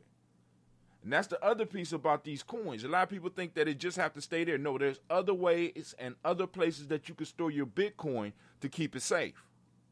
And so what we're going to have Dentista come on the show and talk about is how to do that for those of us that's making these investments. So I'm pulling up my Cash App because Navita said that you can only, they shaded out the dollar piece. So when you go to your Cash App, at the bottom, you have the cash, and then on your right-hand side, there's a thing that has a funny coin and a wiggly line on it. You click on it, and that takes you to your stock and your Bitcoin. So now, you go to your Bitcoin, and you buy it. Boom. Now, mine say I could buy $1 worth. So let me see if they going to let me buy $1 worth. They don't trust you, Navita. I was just on there yesterday, and it said $10 minimum. I remember. I ain't going to show my shit. And my dollar was share. They don't trust you, Navita. I just bought $1 worth. Well, maybe that's because I was doing the reoccurring. Maybe that's what it is. Ooh, maybe on the reoccurring. You know what? Maybe on the reoccurring, you're right. And maybe I might need to do a reoccurring. So also, there's other coins that you can look at too. Ethereum is real good because a lot of stuff is built on top of that. But now, bringing it back to this piece right here, everything you need to know about NFTs, which is non-fungible tokens. Now, these are, in a sense, tokens, or because you don't want to call them coins. It's like, because, like, for example, you got a coin that's a 25-cent thing, but then you go to the game room and you could buy a token.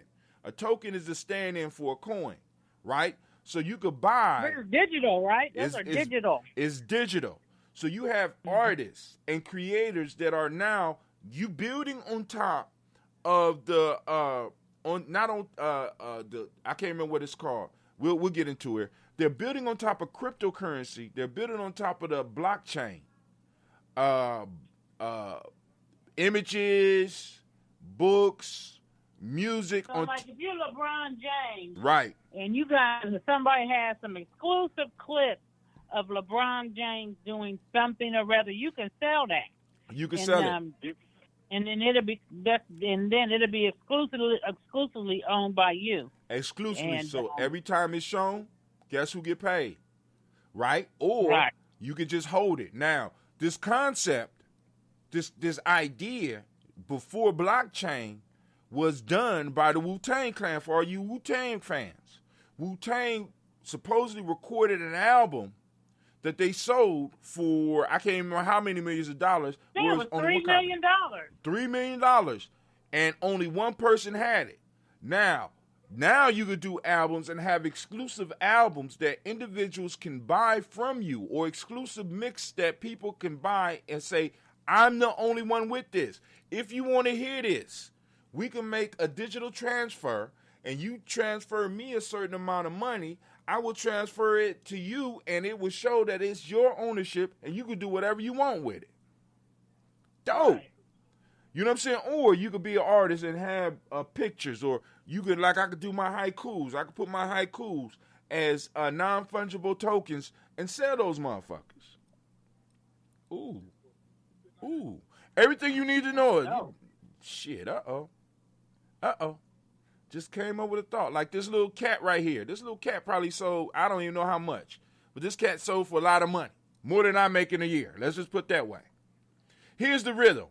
Let me go on back. This is Esquire Magazine. This is Ann and Grace Lee. This was published on March the 5th. Everything you need to know about NFTs to crypto art selling for millions. Now, family. And this is where I want us to get out of. First off, I want us to start looking at this from a different perspective. Many of us want to get in on the millions part without going through the building up part. Now, this is the issue. When Bitcoin was at 5,000, when I probably first started buying it, right? I should have got into the mining side of Bitcoin. We want to be on the glamour side. We don't want to be on the producing side.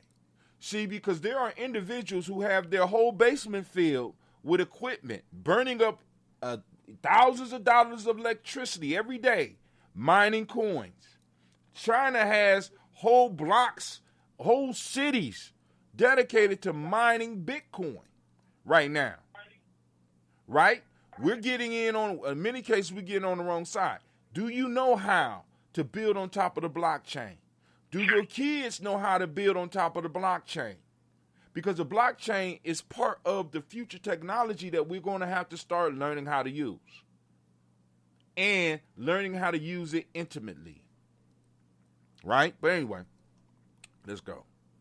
Here's the riddle. What features a naked former president lying prostrate in the grass, cannot be touched or held in your hands, It's free to download for anyone with the internet connection and costs millions of dollars. Answer the digital artist Beeple's NFT piece Crossroad, which recently sold for $6.6 million, making history as the most expensive digital art sale ever made.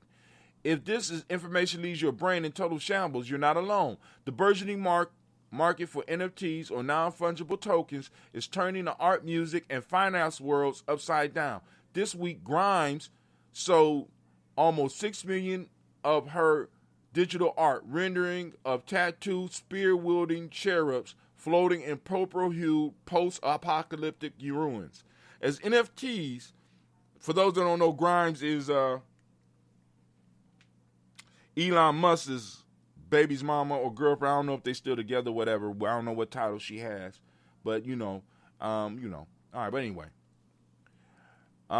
Christie is currently auctioning their first digital-only work of art, a mosaic of 5,000 pieces called Every Days by Beeple. And at time of writing, the current bid for the piece stands at $3.5 million. It started at $100, family, right? So in this article, they talk to you about tell you what NFTs are, how are they created, and how to buy them. How to make and sell NFTs. You've gone through this article and get the basic information. And if you have a son or a daughter with an artistic lane that is creative, they can start creating NFTs. And if you don't sell them, you always have NFTs and you always have ownership of it. Gye-Nyame Journey is about to get in the NFT business. Once somebody within the family has time to go on and memorize and learn how to do this shit, you know what I'm saying? Because, hey, I would love for on my deathbed, when I'm dead and gone, that one of the Gye-Nyame members is able to sell one of my crazy ass haikus for $100 million or some shit like that. But anyway, one can dream. Full stop, casually anti-black behavior. You need to quit now. This right here was a nice little article. I just want to go through it. So, for those people that want to be allies for us as black folks, allies to your family, allies to your tribe, it looks like, I don't see where it's coming from. Oh, this is Medium. This is Sharee. All right, on Medium. So, she's talking about behaviors that so-called allies need to stop. 1, don't co-opt phrases like black excellence, black girl magic, or black boy joy, or anything similar to those phrases. Stop hijacking our shit, first off.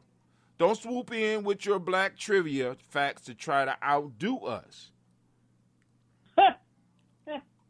Number 3, don't claim... Go ahead. Wait. So, what about if we have a black person on the Black History Month trivia question? This is for allies. So what this means is, like, for example, we're having a discussion about a serious matter, and we have a disagreement, and a motherfucker throws out, and you probably been in meetings like this, where motherfuckers throw out black trivia to kind of shut everybody up because I know a little bit more of the history than you, your own history. You understand what I'm saying? Yes. I'm like, how the hell you going to? Well, actually. Yeah, there you go. I had one of my. Actually, what happened was, I'm like, well, actually, you just been reading your white history and not a different pools of where you're pulling your history from. You're just pulling your history from a agenda-based source. But that's how they pull their shit from the agenda-based source and come at you like, oh, well, actually, that's not true. But now, it's some that pull from some of the same sources that we're using. They just try to one-up you, and because they happen to know this trivia issue. See, because what we got to understand, history informs us on how or what may be coming in the future, but history does not necessarily determine the action that we may need to take because the strategies of the enemy may be different. You understand what I'm saying? So, so some people try to impress, whether they're allies or in a circle with, what you know. But the issue for me has always been, because one of the reasons I kind of went separate ways with certain individuals when I was younger was that they were so focused on history that they wasn't able to really do anything in the present moment. You understand what I'm saying? We call it practical use of African wisdom. You know what I'm saying? If the history that you have and that you're able to quote is not helping you in your life and helping you in your family life and helping us in the tribe life, man, fuck that shit. I'm just, you know what I'm saying? I mean, it's beautiful to know how many blocks is in the pyramid. That's nice, and it's nice to know that the pyramids are aligned at a certain point in time, and that the pyramids were supposedly built from the top to the bottom, which I don't understand. You know, maybe my mind is too small and feeble to understand that, but nigga, we in the place that we don't own having a meeting about improving our lives. What good is that information going to do us? One-upsmanship. Number 3, don't claim to be an ally if you're not an ally for everybody. Black people can identify in a variety of ways, so when you claim to support Black Lives Matter but then are openly homophobic, transphobic, sexist, racist against other people of color, and so on, it shows us that you're only a fake ally for the few people that fit into your narrow view of blackness. All right, Navita, what you doing right now? I need some help. I'm reading. I'm sitting here watching on the screen what you All right, read. I need some help because I'm old. I drank all this damn water.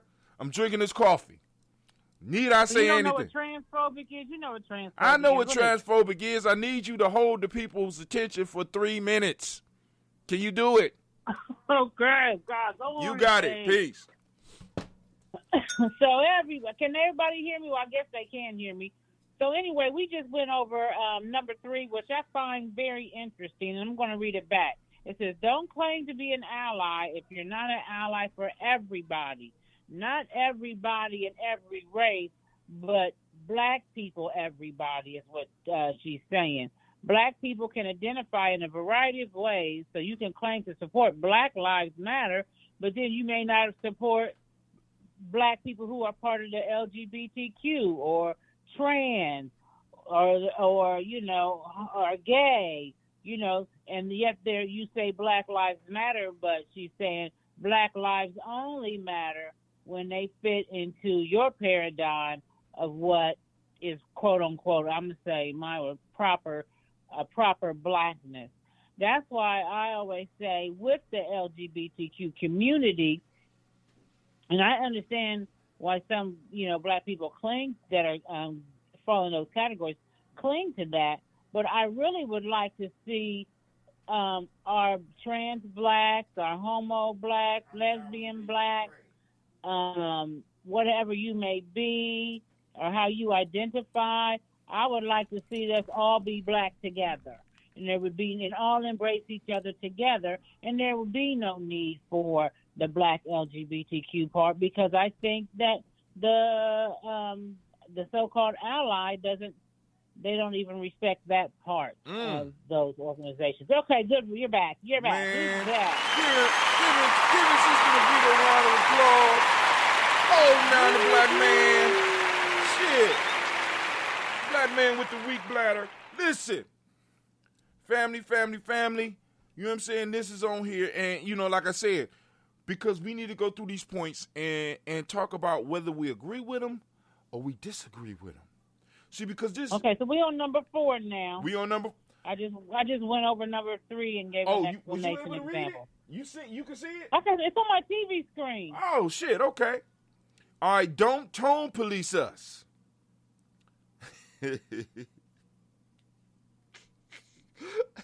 I'm laughing because not only do allies do this, but we do this. Don't tone police us. Right? What do you mean by tone police, Brother Hopton? Well, actually, you kind of experience it. I kind of experience it because, we express ourselves with cussing and shit. You know what I'm saying? So, that's kind of toning police. We get to have feelings, and you swooping in from your place of privilege to tell us how to behave will never be a good look, ever. If you disagree with the way a black person is reacting to current events, politicians, a TV trend, etc., then keep it to yourself. Right? So now, and go ahead. We are reading the book Weapons of Whiteness by Catrice Jackson. I recommend that everybody who's listening pick up the book. Now, something we talked about last night was she read, though this is supposed to be fake, but she addressed that the Willie Lynch letter, and there was a portion of it where it said how they broke the woman and the man, and then when the woman had her offspring, she taught her offspring, don't do this, don't do that, and then it kind of morphed into, what do you want to say? What does it say? Tone watching, even. Right. So it kind of, and which is something which is, when you trickle it down, was a product that was really ingrained in us in slavery. So now, when you hear a person who may be reacting a certain way, you may say, a lot of times even our own people will say, like, "Oh my Tone it God, down. You need to tone it down." You need to tone it down. You know what I'm saying? No, you need to tone it down. People can't You're hear being you. too aggressive. Right. And all that stuff was something that was taught to us, like, don't rock the boat now. Right. You rocking the boat. And so then just go ahead and let it go with the flow. Don't be resisting. Don't be, So I think that kind of fits into this, though, like you said, tone it down. You need the tone switch. What is it? No, you need the code switch. You know what I'm saying? See, because people don't want us to be authentic in what we're feeling and what we're doing. There's a certain way that we are supposed to do it in a society, when a certain way that we are supposed to do it in a society does not work for us. For example, the first story we covered, what would be the reaction? It wouldn't even make the paper if a black man who was being hauled to jail, if Bill Cosby was to say, look, I don't want to be in a prison with cockroaches and shit. You know what I'm saying? If he said that shit, that shit wouldn't even make the papers. Right. You understand what I'm saying? So it's like we are not allowed, nor is our authenticity allowed to, in a sense, be projected or magnified by the outside media. So we not only is the outside is watching us, we also have the insiders that are watching us, because this is why I say it's important that we draw our borders, because there's certain shit you could do and certain shit you can't do. You know what I'm saying? Right. And that's everywhere. That's everywhere. Number 5. Don't ask black people to explain things you don't want to look up. And that's now, but then that happens inside. Do the research. Do the research. Stop asking black people to explain things to you when the internet is right there. Find a legitimate source and educate yourself. Your laziness shouldn't ever require us to labor for you. Remember that. And inside too, we do the same shit. Don't do that thing where you act like you want to help us by giving us unsolicited advice and then get mad when we don't want it.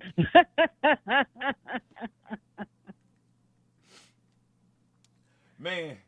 All right, hold on. Brother Kwame said,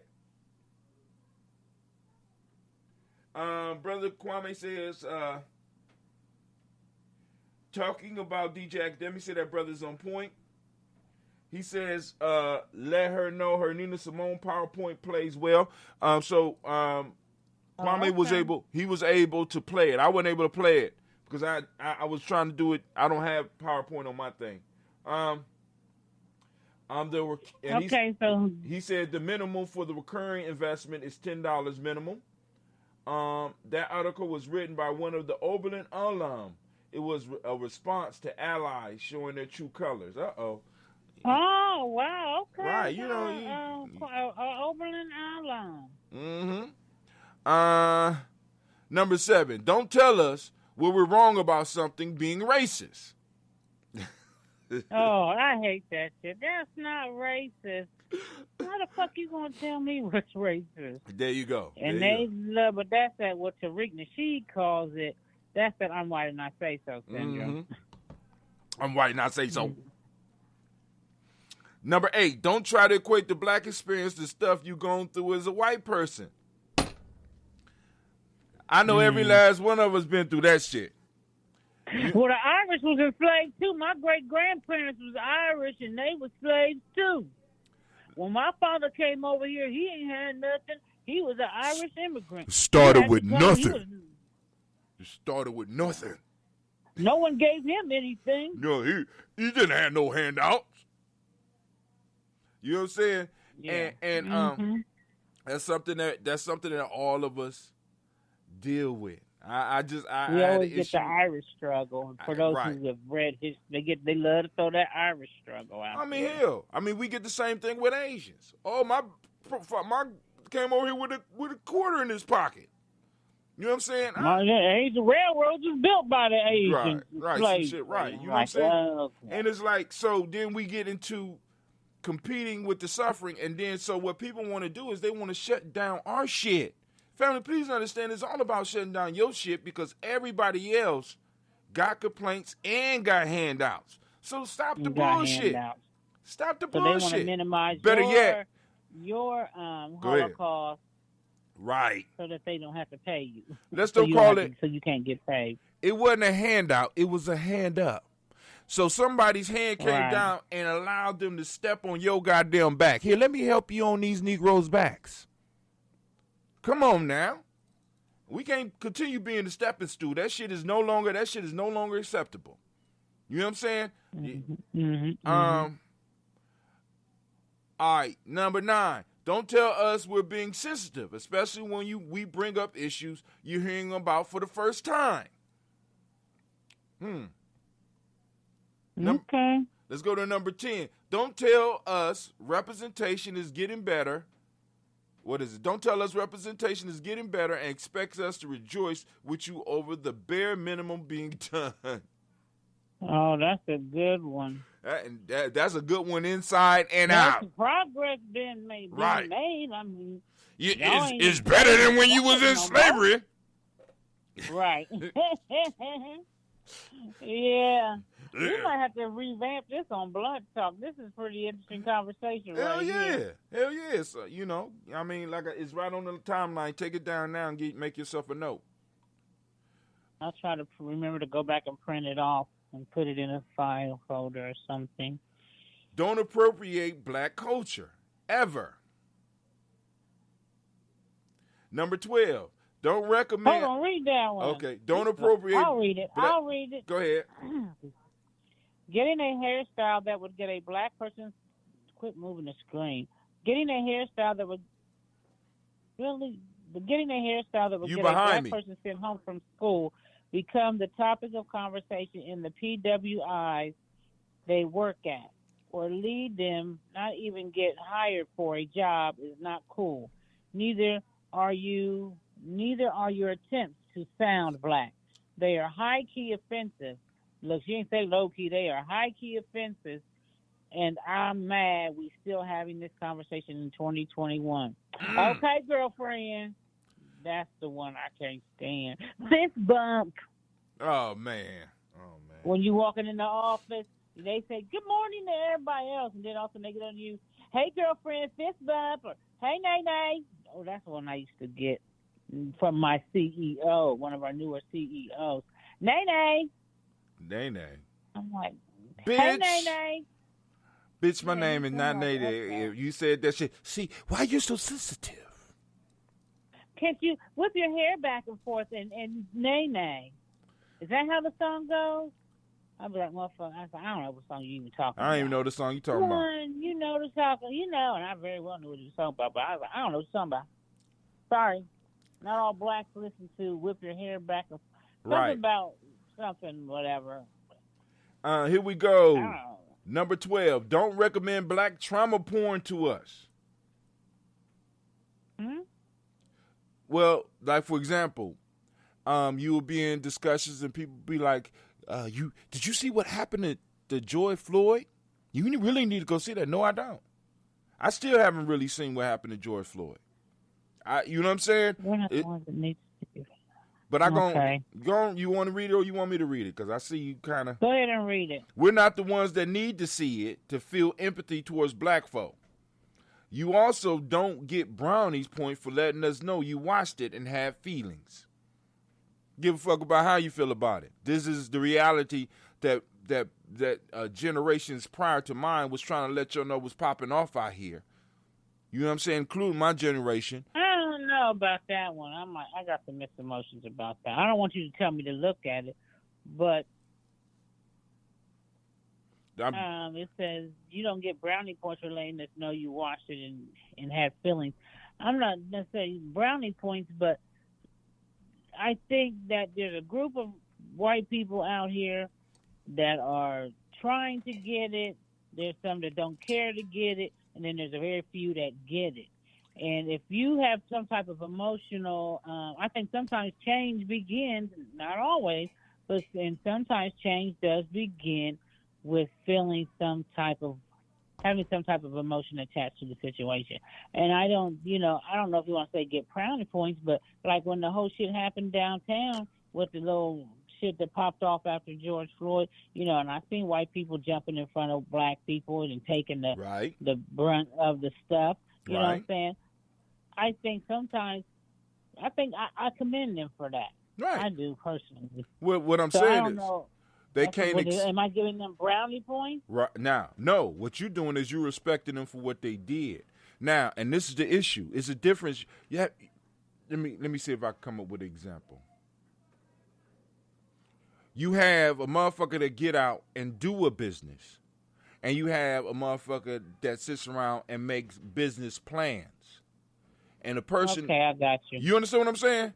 So she's talking about like an armchair revolutionary, right, so to speak. You just sitting right. back and I felt so right. bad. Oh, there you go. Right. What actions are you taking? Let me see what you felt, what it moved you to do, not how you feel. I'm not really interested in how you feel about this shit. I want to see what actions you want to put behind what it. actions you right. put. Okay, I got it. Okay, player. Go on to number 13. Scroll up for me unless you haven't already. Well, remember, our conversation. Unless you haven't already. Right. That's why I said that. All right. Okay. You behind me, Darky, on that end, but on the phone, you on time. Don't ask if we're mixed. I hate that one. Do you ever get that one, Brother Hot? You mixed with what? Who, me? I ain't never heard that shit before. Never. You just lying. Don't ask if we're mixed. Okay. and you, like you said, you get that with black people all the time. Oh my God. And I get that more, I think, out of black people. Right. For real. And that's why in the book Weapons of Whiteness, it talks about the weapons of whiteness that they use against us and the weapons of whiteness that we use against each other. There we go. And this is one, as among there was others, but this is one because, even with people in my personal life, I've had the conversation with, and typically it's usually younger people, but they say things to me like, that this girl looked mixed, or I look mixed, or I like a girl who's mixed, and I'm like, that girl ain't mixed, nigga. She look like a light skinned black girl. What are you talking about? Now she got to be mixed with something. Yeah. Oh, mama. Hold on, we got another caller in the video. We got another caller. Who on the line? No. Who on the line? It's Brother Kwame again. So what's going on? I wanted to give a context out of which that came. As I was saying, the alum was responding to, we have an Oberlin webpage for Black alum. But, it's open to anybody, but it's primarily Black alum. And there was a posting for Black History Month. that they were going to be doing a concert. Many of you know Oberlin's a conservatory, so they put out music. They were doing a concert featuring black artists, their music and stuff. On the poster, they had 5 white dudes, and they got hell. So they took it down, and then the criticisms, from blacks came, and then of course you had some whites, particularly, who were trying to say, well, they took it down. That wasn't so bad. But given the history of Oberlin and the history that continues to be built, it begs the question, how could such a fuck up, faux pas, whatever you want to call it, have happened at a school like Oberlin? But again, right, and go ahead. I'm sorry. Go ahead. But just to summarize it in the next 2 sentences. So this sister decided she was going to write an article talking to those people who thought it wasn't so bad, and and that kind of talk. So Go ahead, sis. I like this article. I am definitely going to print it out. And this is a question I guess I can have, because this happens.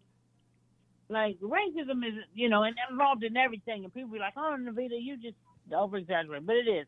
So when you have that mindset and you recognize that, you have a tendency to see it in everything. Well, I'm back in school, and a couple of times I've seen some issues that I feel in people's answers to certain questions or in discussion boards that are fall into some of these categories. Especially when I'm in one of my criminology courses, and racism comes up, and that, or even with the jazz piece, and racism comes up, Right. So I'm gonna keep this post pinned on my board so that I can maybe better articulate to them what they're actually doing. Because sometimes I have a problem articulating what they're doing to them. Because and the way it comes out, one of the things that we didn't have mastery of, and that we are slowly getting mastery of, is the language in order to express what we feel. Because it's sort of like when you was younger. One time I fell out of a tree. Just side note, I fell out of a tree, and I sprained my ankle, and I crawled to my grandmother's house and limped and sat down. Hey, what's wrong with you? I say, I hurt my foot. You know what I'm saying? And I was trying to think of the word that I was trying to say, and nobody could understand what the fuck happened. I fell out of the tree. Your leg ain't broke. I'm not trying to say it's broke. It's that one thing, and I couldn't get the word out, and I started getting frustrated. So every time somebody asked me, I couldn't come up with the words. And it became very frustrating trying to communicate what the fuck was going on with me. I don't need to go to the hospital. I just sprung my ankle. It's not broke. It hurts a little bit. I'm going to put ice on it and be okay, but it sprung, and I couldn't think of the words. And that shit stuck with me. And that has how a lot of my life has been, because I've been noticing shit going on, but I didn't have the words to express what was going on. So people would claim that I was crazy or over emotional because through the frustration, I didn't have the language. I didn't have, in a sense, what a lot of people want, the proof to show what was going on. This is why I'm frustrated still that you sprung your ankle. I'm frustrated because I sprung my ankle, and I can't even verbalize what the fuck is going on with me. You understand what I'm saying? So you experience this shit, and it's sort of like being in that situation where you got it, but you can't express. You see it, you can't express. This is why in many cases I shut down. But go ahead. Here's the side piece on that. On the side piece on that is, a lot of times it's almost like talking to a child. When you don't understand what the child's trying to tell you, you say, where does it hurt? Point to where it hurts. And at that age, you could have pointed to where it hurt. And, those of us who were boys at one point, we get it, okay? It may not be broken, but we know it at least hurts, so it might be a sprain, something along those lines. But again, part of it is finding the mode of communication that works. You, me, Navita, and several other of our family members have talked about, I know that I'm not the best person to communicate in all circumstances. Just as you know you're not the best person to communicate in all circumstances. Who, me? I'm good in every circumstance. I don't know what the hell you talking about. But you do not communicate the best in all circumstances. You're right. And so, we know when to pass the baton. Right.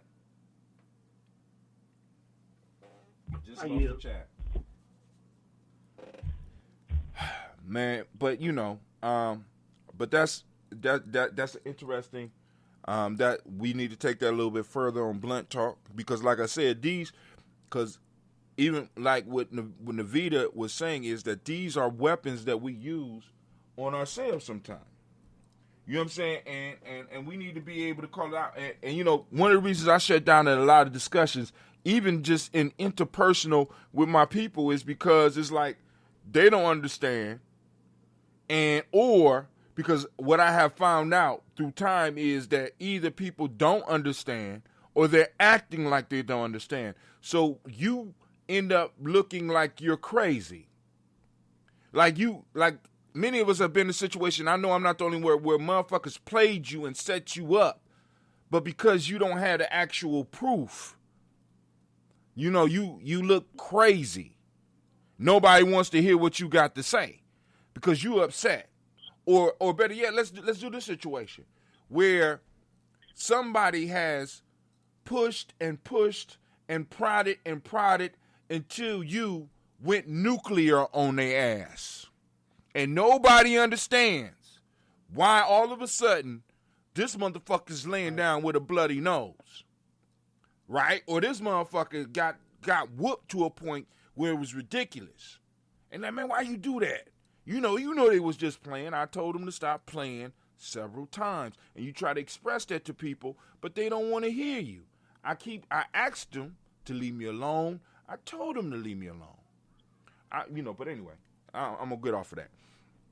All right, continue. Number 14, don't correct the way we pronounce a word in a bitchy way. There are so many reasons we might pronounce something a certain way, and you using that moment to show that you think you might know more than us is disgusting. Damn. I like this. I like this girl. All right. Don't write our stories for us. Good one. Hold on. Go ahead. Don't write our stories for us. Okay. All right. Don't write our stories for us. I'm going to read that one. 16. Don't come to our Facebook when you're frustrated and or having a bad day. Now, wise one. You know what I'm saying? Because you bring your feelings and shit. Last one. Don't read things like this and refuse to see your own problematic behavior. Damn, baby, you kind of talking to everybody. You know what I'm saying? Where is it now? Where we at? What number? Number 17. I sped through the rest of them. Like this and refuse to see your own. Okay, I missed it. Problematic behavior, I'm assuming it says. Yeah, problematic behavior. All right, let's go on back to Facebook. Okay, let's go. Okay, that's it. That's the last one? That's the last one. So Navita says very good read. We're going to go. I wanted to tell Brother Kwame real quick, if you don't mind. Speaking of Oberlin, there's a lot of landmark things that happen in Oberlin. And I know Brother Kwame has heard my story about when I thought I was white and got it whipped out of me. Well, I was living in Oberlin when that happened, Brother Kwame. and of course the rumor, the rumor in Oberlin, at least when I first got to Oberlin as a freshman, I would always hear how fine the town sisters were. And I believe after looking at a few that was because they had Navita-like features. Many of them did. And so... The features above the neck or the features below the neck? Okay, you know what, Hopkins. Something wrong with him, I swear. But again, you know, those of us at the African Heritage House, we referred to Oberlin as the plantation.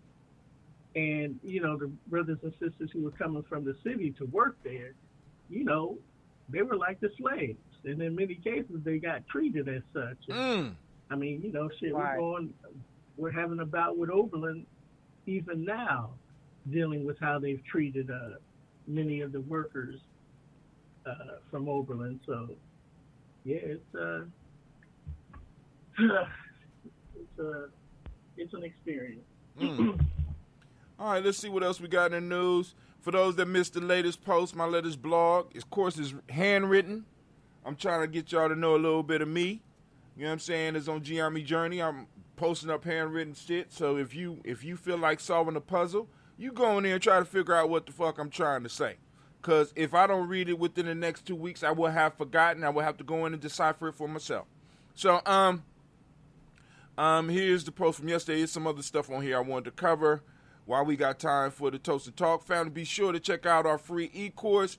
You click any of the links and go to it and check out the e-course. Images of slaves are property of Harvard, not the descendants. Judge rules. So this is in the New York Times. You're going to check that out if you want to feel like getting frustrated. You know what I'm saying? So, you know, if this person is a legal descendant of the person and they want the they want the articles, they want the photographs, they want all that shit. You know what I'm saying? Harvard, give her the NFT of the images. How about that? Y'all keep the real shit. Give them the NFTs. You know what I'm saying? Y'all got smart motherfuckers up there that can make that shit happen. Y'all keep the actual property. Give their family the NFTs. How about that? You know what I'm saying? If you want to be frustrated, go on and read this shit, because this is where we start running into issues with the legal, with the legalese. You know what I'm saying? Because they play a whole nother game in the legal language type shit. So I don't, you know, but I posted up. A small hint of big trouble in the oceans. So the current that flows from the west coast of Africa towards the Americas and then flow from the Americas to Europe is changing, family. Right? You know what I'm saying? But there's no global warming and shit like that. Go and read that article. This is for my science nerds and those that like earth science and stuff like that. But the currents are changing. At one point in time, you'll be able to take a boat, and it will follow the current straight from Africa to America. There's a current there, but it's changing now, and Lord knows what that means. For anybody that's looking for some good stuff to watch on YouTube, no fuckery involved at all. It's a brother by the name of Irony Freepong, and the name of his channel is The Funky Academic. And he did something I like that. Oh, you like The Funky Academic? I like the name. That's a dope name. Oh, that's a dope name. He's a brother that is speaking for reparations. And he did a show right before my birthday on Obama on reparations and white feelings. And the shit is the bomb. The week before that, he did one on the prophet, the Black Messiah, and the one thing. So now, this is Revolt TV. Yeah, the one thing. Okay. You know what's the movie that just came out? The Black Messiah, Judas and the Black Messiah. Oh, okay. I think it's Judas. Yeah. Or something like that in the Black Messiah. Word. Barack Obama saying white resistance stopped him from pursuing reparations during his presidency. This is on Revolt TV. Former president, this is written by Victoria Morwood, and after this, we done, family. So go and bear with me for a second. No, I'm not subscribing to Revolt right now. I'll think about it, but let's see how good this article is. In a new episode of the Renegades podcast, this is a podcast with Bruce Springsteen and Barack Obama. I don't know how I feel about that shit. But anyway, Barack Obama revealed that the politics of white resistance prevented him from pursuing a national plan for reparations during his presidency. The former president made the comment to Springsteen after the E Street Band leader asked if he thought reparations are justified. Now, here goes his response. Here we sit today where it feels like a reckoning is being called for. Springsteen said in the episode, is the country ready to deconstruct its founding myth? Is it prepared to consider reparations, do you think? And then it says, so if you ask me theoretically, are reparations justified? The answer is yes. Now, he says theoretically. Obama responded, there's not much question. The wealth of this country, the power of this country was built in significant part on the backs of slaves, he added. They built the house I stayed in for a while. If you're thinking of what's just, you will look back and you will say descendants of those who suffered those kinds of terrible, cruel, and often arbitrary injustice deserve some sort of redress, some support of compensation, recognition, some sort of recognition, he continued. However, Obama said he thought pursuing reparations during his presidency might have been counterproductive due to the politics of white resistance and resentment at the time. Now, family, let me say this shit. You didn't pursue reparations, and there still was a goddamn backlash. So I don't understand why, but I'm gonna leave it alone because it's done. But oftentimes we get into these positions and we become the messenger of white feeling rather than being representatives of our people and being able to represent something that will move the country forward by serving those who deserve justice. I want to share one of my experiences at Open. Go ahead. So I was accused of academic misconduct. In other words, we were given a math test where you can use any source at your disposal. And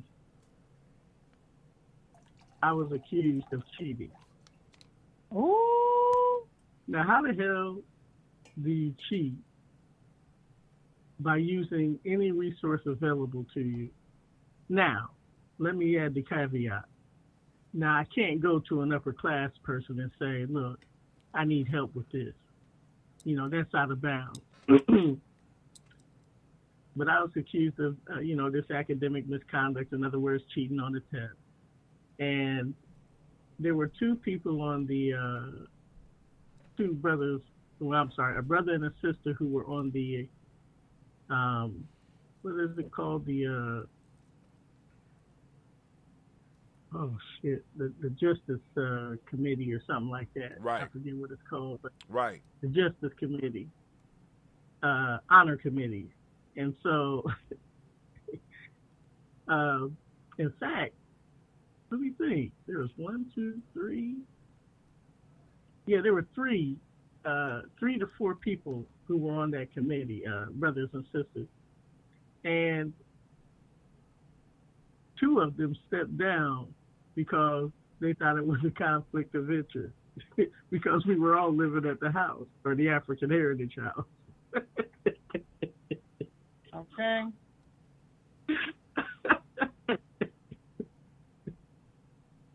And I just thought to myself, oh, wow. It didn't really even, they asked a few questions, but that was the extent of it because there was nothing to really base it on. Right. A brother saw me after having talked to one of our sisters who was an upperclassman because I asked her for if I could borrow one of her books. And she lent it to me. And so I was pleased, and I showed I was pleased, right? And the brother who was in the class, he decided he was going to report me.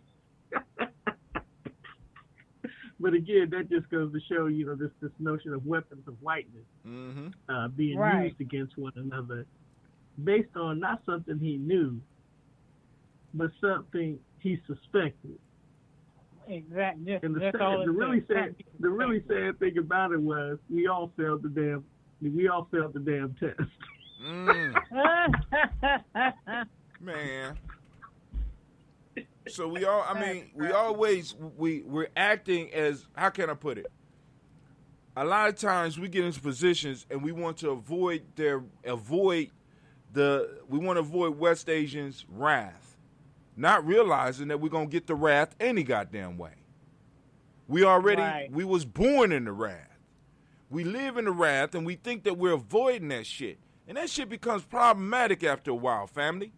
You know what I'm saying? We got a black president that, you know what I'm saying, that could have brought this and with executive power could have put certain things in place to push the agenda forward.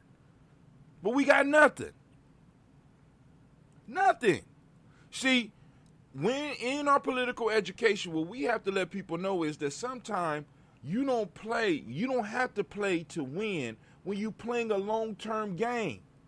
If I know that that Kwame is coming up after me on the move, there's certain things that I can do and maybe it might look like a loss for a moment, and then knowing that Kwame is coming and is going to be able to knock it out for a home run. It's called strategy. It's called long-term strategy. My role is to set stuff in place so that Cleveland and all of our other young people will have an opportunity to knock the ball out the park. It's not to bring us home in my lifetime. It's for me to do everything to set it up so that we can have a continuous dynasty, continuous tribe building and moving beyond that. And we got individuals getting into power being messengers for white feelings. Give a fuck about their feelings. You know what I'm saying? It was their feelings that put us in slavery. It was their feelings that made us 3/5 of a human being. It was their feelings that not only put us into depravity and red zoned us, but opening up the opposite for all of their compadres. Give a fuck about their feelings. We can't care about their feelings no more. And we have to be bold enough to make them feel uncomfortable when they walk in the room. When we walk in the room, they should be scared. They should be fearful. They should be uncomfortable. Because they're living off the fact and they're able to succeed at the level that they are able to succeed at because my grandfather and my grandmother weren't allowed to compete. My great-grandparents weren't allowed to compete. It was never a free market. The market was never free. Because if it was free, we would be running this motherfucker. So we need to be clear on that. So we need to not give a damn about their feelings anymore. This is why I ain't mad that Facebook pulled me off. You know why? Because there's a possibility that with some of the smart-ass kids that I got coming up under me right now, the children of Gye-Nyame, that we will have something bigger than theirs and we'll be able to block theirs. So I'm not mad. I just take it in stride. Because I know there's a possibility that one day when I'm at the big table. Back in stride. That's right. Got it. You know what I'm saying? So let's go and see what my brother Obama said. Thank you for pulling me back from the edge, Navita. Yeah, sometimes we got to pull you back, baby. I'm mad. You got a right to be. I'm about to sing James Brown. I'm mad. Get down with the White House. That ain't right. I'm sorry. Okay, then you sound just like him. However, Obama said he thought pursuing reparations during his presidency might have been counterproductive due to the politics of white resistance and resentment at the time.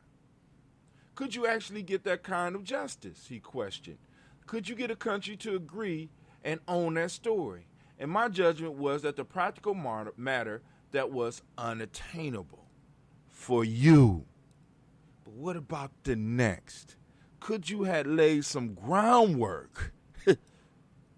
What groundwork did you lay for what you know is justice for this country? What groundwork did you lay? I'm sorry. God damn it.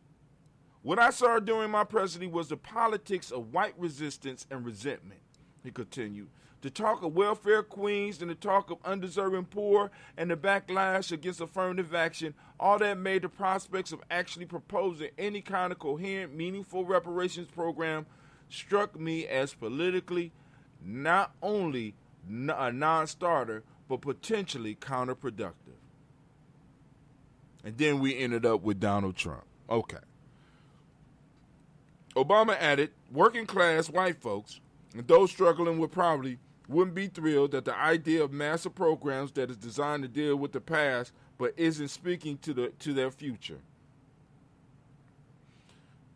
The conversation was included in Obama and Springsteen's American Skin, Race in the United States episode, the third episode to arrive from the Renegades podcast. Listen to the full episode below. I don't know if I'm going to listen to it. But family, no, I'm serious. I'm pissed. I'm mad. Get down in the White House. That ain't right. You supposed to argue? Cuss to fight. Man. All right, but anyway, family, this is Brother Hatim. Also, okay, Brother Hatim. I'm on the mic with Sister Navita and, of course, the Black Yoda himself, Brother Kwame. This is Gye-Nyame Tribe, family. And all I can say is that I am mad. I'm mad. Well, listen, I know one thing. We'll talk later, yes, but we need to get together regarding, how we're going to get these comments and things to work right and stuff. You better for this week. You better leave me alone. I'm mad. Okay, cool. So, but yours came up. And then also you need to start letting people know that we're going to start streaming on your timeline. Start letting people know. Okay, so we stream on your I don't shit. understand why I didn't see 50, because they said they was looking from, I don't know where them fucking things was at. Don't give me the line. Right, so, it's cool. I mean, in a minute, all this is going to be something we laugh about in a couple of years, but we're going to master it, like you said. Get out and figure out what's wrong with it. Get in, fix it, and make it happen. So, family, those of you that were trying to make posts and we wasn't able to, we apologize, but we're going to make it better and just ride with us, because right now we all are in the learning process. Family, this is Brother Hatim from GNJ.media, Brother Hatim from Gye-Nyame Journey Tribe, saying I hope that you have a great and mighty Kuumba, and guess what? I am out. All right.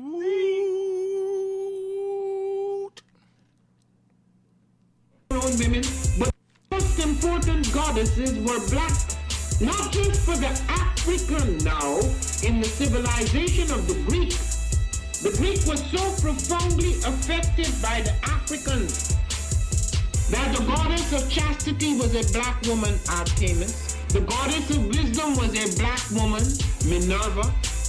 The goddess of beauty was a black woman, Diana. And many of their great mythological figures which were critical to the vision of history, the history of the Greeks in the Odyssey. The woman who has the power to draw Odysseus and all his crew into her, is Circe, who is represented as a black woman with African features on the Greek vases. The woman who helps Jason win the Golden Fleece is a black woman, Medea. The woman who marries Perseus, the Greek hero, is a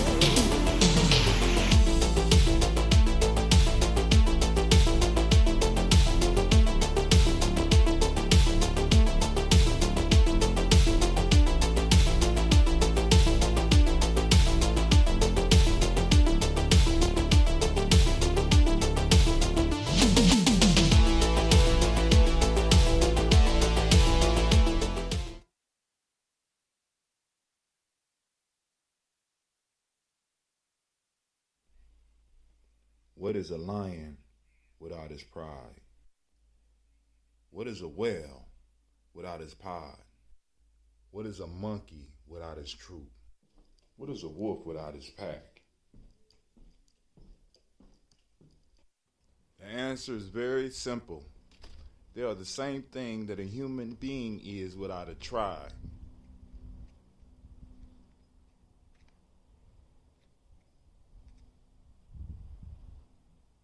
Pray.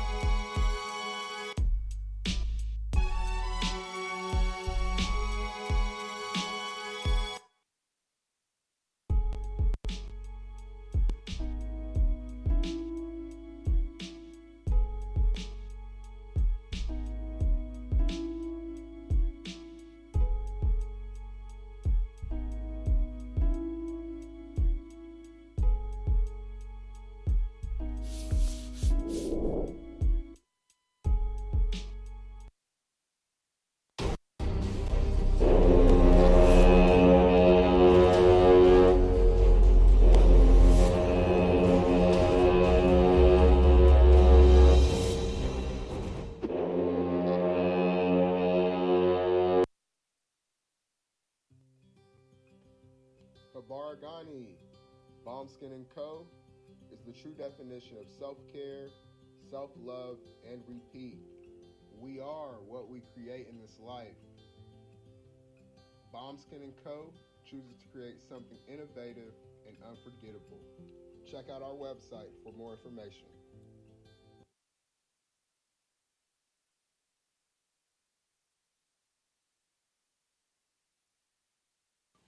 Spirit Over Flesh LLC is a wellness-based business where we heal through words. I'm Tiandra. I'm the founding servant leader. It is a Black-owned, woman-owned business that was founded in Ohio, but that can serve the world. Through virtual sessions, either by phone or video conference, we have a conversation. We always start with a 15-minute consult where we just make sure that I learn a little bit about you, you learn some about me, and then we schedule some time to be intentional about your wellness journey. During the time, it's about education and empowerment. You are your own best doctor from within. So I'm literally someone who is just intentional in the space and drawing questions out of you to get you further on your wellness journey. Sessions are typically starting at $80, but if you mention Kwanzaa 2020, we're going to go ahead and take 20% off. It's about getting you well so that we can be well, right? Kujichagulia and Ujima, collective responsibility. So grateful for the opportunity to support you in your wellness journey.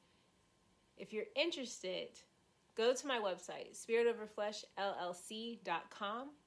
There's a button that says Let's Connect. Fill out the form, and I'll get right back to you. Again, that's spiritoverfleshllc.com. I look forward to supporting you in your wellness journey and healing through words.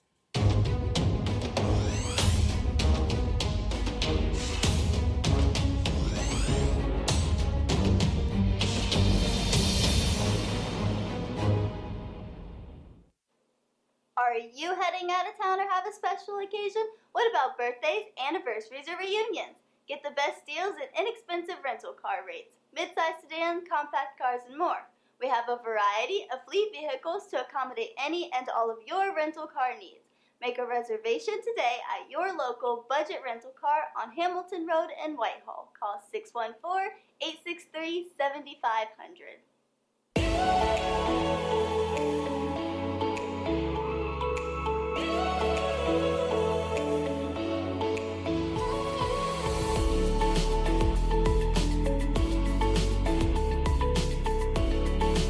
Happy Kwanzaa. I'm Carla, and my sister Karen and I own Two Natural Sisters. We've been in business for 5 years, and we sell a line of natural bath, body, and candle products. Let's take a look. Follow us on social media, Facebook and Instagram at Two Natural Sisters. All items that are in stock will be shipped within 24 to 48 hours. As a promotional item, we offer a CD of Black romantic poetry of self-love and coupled love, and 50% discount on Sister Locks, Brother Locks by consultant Sapphire Donetta Mahadi. If you have any questions, you can reach us at customercare@twonaturalsisters.com. Enjoy and happy Kwanzaa.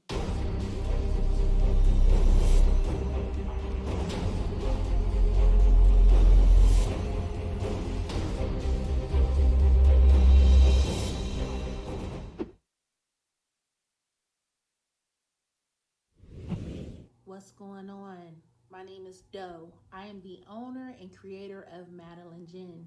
Madeline Gin is best described as a celebratory art experience that exudes hella blackness. Initially, the company was founded to provide a luxurious but affordable art experience, and has since transformed itself into something a bit more spiritual. By walking in what I believe to be my truth, I've been able to get in contact with my ancestors and use my platform and my art, my gift, to tell their untold stories. I do that by using different textures, by utilizing different mediums, colors, and just making things pop out so that it's open for interpretation. I love creating, and I can't wait to be of service to you. Thank you. I am a genius. My ancestors were geniuses. My ancestors have made me a genius in all that I think, say, and do. I must declare myself a genius.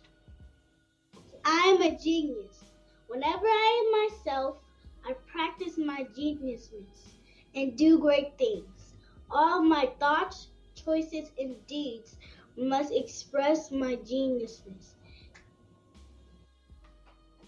I am a genius. My decisions must always be in the best interest of myself, my family, my people, and my God. Only then will I and everyone I know that I am a genius. I am a genius. At all times, my geniusness must reflect my culture. My geniusness must serve my God. My geniusness must make me be one in love and harmony with my family. My geniusness must protect my people.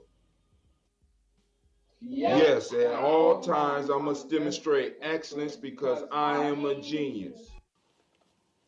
The Purpose Driven Society is a Black-owned, woman-owned business local to Columbus who creates accessories that have intentional messaging.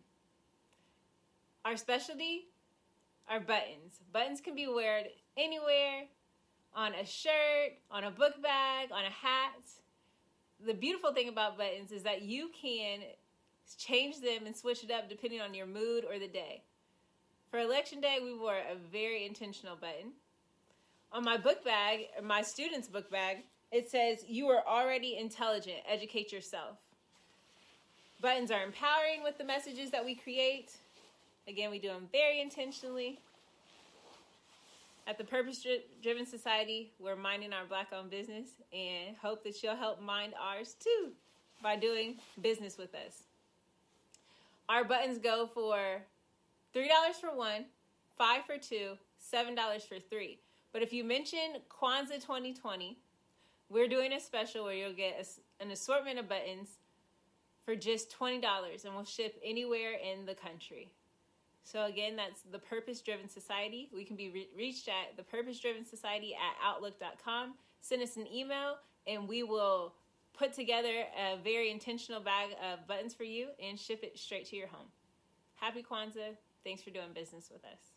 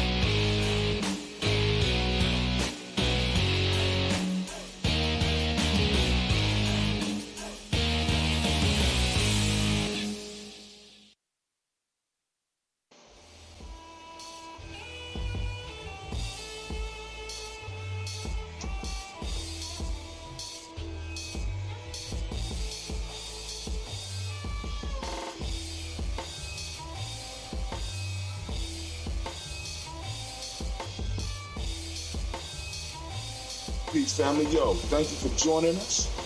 Right? And I'm thrilled to announce the fact that we are now releasing our first free e-course. Come and learn about Gye-Nyame journey, see some of the stuff we do.